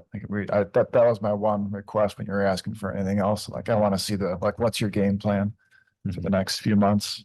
What is the Oh, there's doors, get your weekends ready. we do have a tentative plan, but I don't know if we're excited to discuss it in depth, but I mean, We wanted to get past tonight, but we've already been discussing with September, October, and that first weekend of November. It's gonna be a lot of water, right? I'm just praying it's not cold, volatile and cold out there. November 2nd, I think is the Saturday. Under Armour. We'll be out. Under Armour's like. Signatures in December, we're good. They're out there in March. We're I'm worried about finding that's snowing out. I know, right? Oh, I'm gonna whip now. That's what you look, it's like you're looking at me Yeah, right that's now. not, So. Everyone but Joe, you're, I think the energy behind it feels good enough that I'd be okay with it. Like, it's like on the edge, but it's reasonable. I think yes. the reason the survey fell where it did is because that's the number we were talking about Yeah, before the I survey agree. went out. Mhm. But the question wasn't asked, does that get us where we need to be? Just the number isn't helpful, right? I just get nervous with the revaluation thing. I just think there's people still scared, but Yeah, we can't do anything about that, Sure, unfortunately. We- yeah, I'm just saying like We that's plan as much as we can plan at this point. But I think that we have good rationale for the reasons that we're moving forward with what we have. And it's not, we're not ignoring any feedback that we're taking that out 100%. 100% in everything that we're doing. So with that, so is that, I think I'm good. And we can talk either later or what, but would you guys be comfortable doing that in the last meeting in July or the first meeting in August? I personally rather do it the last meeting in July. The sooner that we can get this voted on in stone, off we go. And now, hey, here's our communication plan. Here's the meetings we're gonna have. You got questions, we got answers. Like, Yeah. that's the sort of thing that Yep. we could start with right away once we make the decision and approve the resolution. And maybe we can put together like a 10 to 15 slide presentation to Joe's question about like, what's the next X months look like for you guys? Get a sense of where we're at right now, get some feedbacks, and we're gonna start rolling them. Yeah. Right? Okay. Yeah. That sound good? Yes. All right, we got one last section. It's very short. Oh, I was gonna ask, Sorry. when will we be deciding on the actual question wording on the? Right now. Is that what you're doing? Right now, yep. Yes. Yep. Yeah, I would. So what I did, and hard to read, I apologize, but thanks for coming, guys.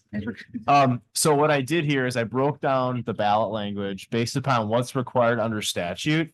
So anything in yellow you can change. Okay? Anything in white has to be on there. And it's required by state law that these are the things you have to ask, right? So you can see here in operating, shall the West Dallas, West Milwaukee School, this is a draft. Milwaukee and Waukesha counties, Wisconsin be authorized to exceed the revenue limit specified under section 12191 Wisconsin statutes by the amount for which year and thereafter for recurring purposes for which reason, right? And so that for here, we thought it was straightforward to say for teacher and staff compensation. Done, short and sweet. Yeah. Very clear. This is a yes vote or a no vote. You know what you're voting for, not texting your friend, what should I vote yes or no, right? You ever been there? So that's what we'd recommend with questions. Jane? Is it to our advantage or not to put the word teacher in there? For staff compensation? Or teacher compensation? or both? Like, I feel like that's pretty important. I mean. When you say, why do we need the word staff? I mean, are we? Well, because secretaries and EAs. Right. Okay, so then why do we need the word teacher? I think teachers more important for the general public. Yeah. And the Okay. staff Yeah. is important Okay, for I'm asking, the rest okay. of the staff. So. They could double into, only for administration, that we need to make sure Right. it's staff. Yeah. Teacher I and think, staff. and I think our reason initially was teachers are at the forefront of this, but everyone else is just as valued. It's just that this is a win for the We need teachers. the secretary, You know what I we need mean? the administration. Right, okay. There's none of this work. But it's a good point, I think, James, Just, so. yeah, now's the time to talk about the yellow. Yep. Do we, Such a big chunk of it. do we Do need we have a limit to, on words? Like, I don't believe so, but obviously the longer you get, the more complicated people's, you know what I mean? Short and sweet is the goal, Yeah. so. Other questions though. we can- yeah. Becker has a question. Oh, my Lord. Do we need to have the word exclusive in there? Would that be useful? Like, just to make sure people know it's just for teacher and staff compensation, not exclusively. exclusively. Exclusively for. So Yeah. under statute too, I mean, not that this is the rule. I mean, anything you put in here, the money has to be used for. So like from an accounting perspective, like someone could do an open records, like send me all your reports. Like we have to code it to a 39 revenue account under this thing. So like it's trackable under the audit. It'll be there from that. If it passes, you guys will see it. That was my guess, but But we could should tell certainly people add, that. But Yeah. it's required. Like we can't. It has to go for that reason. yeah, as long as you can Voters might somehow not know that. communicate that, I think Absolutely. that would No, be. I agree. Purposes only for teacher. Yeah, exclusively, whatever. Whatever that term needs to be to let them know, we're not gonna The $2. take this away from the teachers 5 years down the road when we need Yeah, new Cadillac or something. right. We just put only for purposes only for. Only for the purpose. I think Only only is a better word. It's a more, it's. Only before. So purposes only, not for. You guys like that better? But only at the end. Nope, We said the word only? Yeah, that's fine. Only at the end. No, only for. For recurring purposes, only for teacher and staff compensation. Is it That's there what I'm some saying. modifier or? So between purposes and for. Yes. Got it. That's fine. And you guys will see us again, just. Yep. Yeah. The approval happens. I got it. Yes, I tell them. Yeah, that's not. We guess we feel good enough to move on? Yep. Yeah. Okay, Yeah. all right. Next one, a little more complicated. I admit. So, I'll just read it. I'll go through the white and then we'll shift to the yellow. Shall the West Dallas West Milwaukee School District, Milwaukee and Waukesha counties, Wisconsin be authorized to issue pursuant to chapter 67 of the Wisconsin statutes, general obligation bonds in an amount not to exceed. That would now be the new number, 70 million. For the public purposes of paying the cost and then of is required, obviously, but I didn't put that. Then we put district-wide school facilities to include safety and security measures, roofing, HVAC upgrades, boiler replacements, building infrastructure, and projects to address district-wide capital maintenance. ADA needs to be in there somewhere. ADA Like, to address ADA compliance. Yeah. Yeah. Agreed. We tried to stay away from the word compliance in our Okay, well, conversations. EDA or, but and it's- if you don't think people know what ADA is, then I would include. Yeah, just really, yeah, Like something to Yeah. okay, like, these are things that need to be done. This isn't like some pie in the sky wish list. We're like, let's get all the coolest things ever. We need people to be able to use the restrooms Yep. in a respectful and required manner. Accessibility can sometimes be. Oh, accessibility. Accessibility. Okay. Most people know that. Yeah, when we wrote it, we thought it would be really important to hit district-wide Yep. school Mhm. facilities. Yep. This is schools. Yeah. Yep. Right. Yep. Obviously, safety and security measures, people, it was very supported, roughing HVAC, and then kind of work our way back. Can we- But, yeah, So can we put like to include accessibility, comma, safety, comma, security, Oxford comma at all times. kind of add that in there. Put the accessibility before safety, because that, they go hand in hand. Okay, I like that. You got that, Rich? Yep. Okay. And I do like the last thing you have on here too, and projects to address district-wide capital maintenance. I think that keeps that gray area in case Yeah. something happens, right? And it honestly buckets a lot of the projects. Yeah. Like you have to be able to go, where's that fall? We went through the activity. Where's that fall? Okay, that falls under this. Like we went through it to make sure they match because this will be 2 paragraphs long if it's like, and this, and this, and this, and this, you know what I mean? Yeah. But I agree, yeah. Yeah.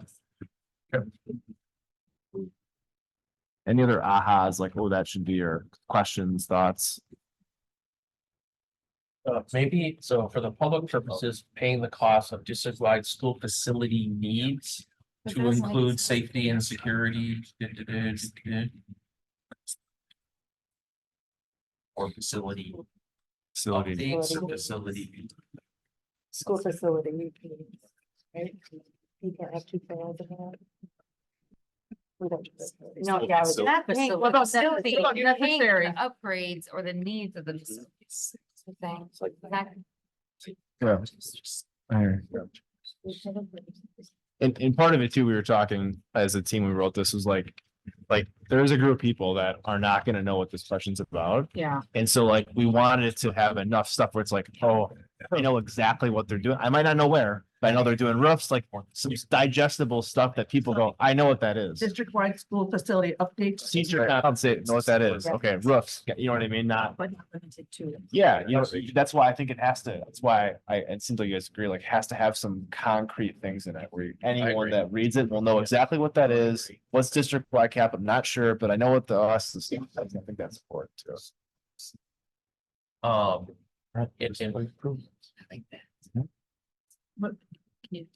You'd say it out loud. Facility improvements.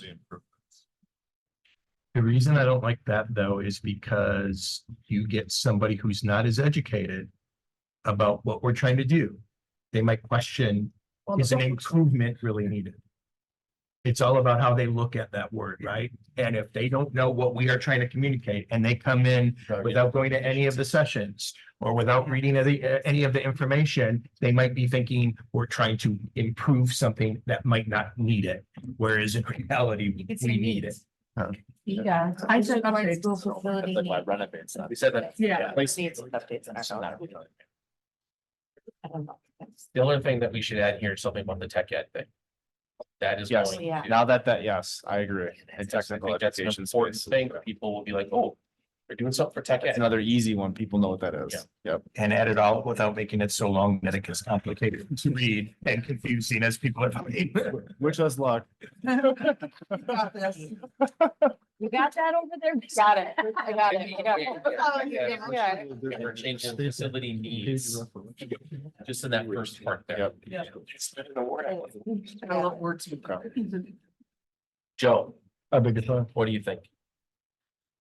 Oh, no, as it was, On the verbiage, good on that? Yeah, I'm good with it. Mr. Sikich? You're okay? I'm fine with it. Ms. Carr? Ms. Lee? I'm leaving it all up to that one right there. No pressure. Here we go. Good. Here we are. We're good on that language. We are good. Right, that was easy. Well, that is it. See? Here we go. So before, unless there's other questions, I just want to say thank you guys for like your energy tonight. This was a lot. And I want to thank everyone that's contributed to this, that's not here, like. So much time and effort's gone into this. I know you guys appreciate it. It's just like Thank you, thank you, thank you. ready to turn the page and so getting to work on this. Yeah. Right. You know, And if I could say, I want to say thank you to the team. I mean, outstanding work. I came in on the last couple of meetings, kind of, played devil's advocate. I played your role. I honestly did. And so I even said, okay, Mr. Burns is gonna ask this question. So I can get. That's why. I anticipate. They They did a great job. Great job, team. Yeah, thank you for all your work on it. Thank you very much. I do have one question. What is the time frame that these projects would be expected to be completed in? So we understand that for the CPI project, that's a bond that we take out, but then, you know, is this happening in a year, 2 Sure. years, 3 years? How long to get all these things done? Sure. I would turn to you guys maybe to speak to that. Typically, the school projects are done over 2 summers, you know, where there will be, if there was to be portions that we could take off in the summer of 25. And then do other work, in the summer of 26 is a typical timeframe. There's some flexibility in there with some of the work that can be done, during the school year if it's not impacting students, but. That 14 to 16 month durations. So that's expectation. And the costs are inclusive of that, if any changes over that year time. Basically. Yeah, it's escalated out to the third or fourth quarter of 25. And the project would likely be bidding for that. So sure. Yeah. I think some too is like logistics, like you're shutting down Hale Central's, it's like, then you gotta like play, it's just, some of it's like Yeah. programming and, Yeah. you know what I mean? So it's hard to get into the weeds really. But 12 to 14 months. I mean, That's that's a reasonable time. Yeah. Because again, the sooner you get it done, the lower the costs are gonna be, because you don't worry about inflation, and then people get to use it and Yeah. enjoy it and see Right. the stuff that was done, the money that was spent and everything else. So I think that's a question I know the community would ask question. I was wondering. Oh, for sure. That's a slide. Yeah, and from a design and Oh, engineering yeah. standpoint, some By the projects summer will of. take longer or have August will be more like city approval and things like that, whereas others are 1-for-1 replacement and it's really more about defining the scope and then getting it bid out. So that'll be a factor in the phasing conversations as well. Yeah, absolutely. I know one of the things too, where I live, we get like up referendum newsletters to people, like, here's some pictures of what. You know, before and after, I think that's helpful too, to Oh, get to yeah. lay people, like, this is what it looks like now, like, you know. So I think those are ideas that we'll start fleshing out and playing out. Other questions from the board? Great job to everybody tonight. Thank you. I just want to say thank you. I know this was a lot of work. And I understand that sometimes it sounds like we're being critical of that work, but it's not. We're just trying to ask the questions that we know Yeah. we're gonna get. And then get those answers ahead of time so that we can give them to the community members who get them. So thank you for everyone that's involved in this. A lot of people I know who are not here, putting the time and effort into doing this. It was needed. And I really hope and feeling, you know, more confident in the ability of this to be supported by our community because of that work. So thank you. Yeah. Okay, so that ends our workshops for this evening, but we still have a little bit of work. Yeah, so I'm gonna look for a motion and a second to convene into executive session pursuant to Wisconsin statute 19.85 parent 1 parent F. The purpose of considering a student disciplinary expulsion order, which if discussed in public would be likely to have substantial effect upon the reputation of the student involved. So. Second. Roll call please.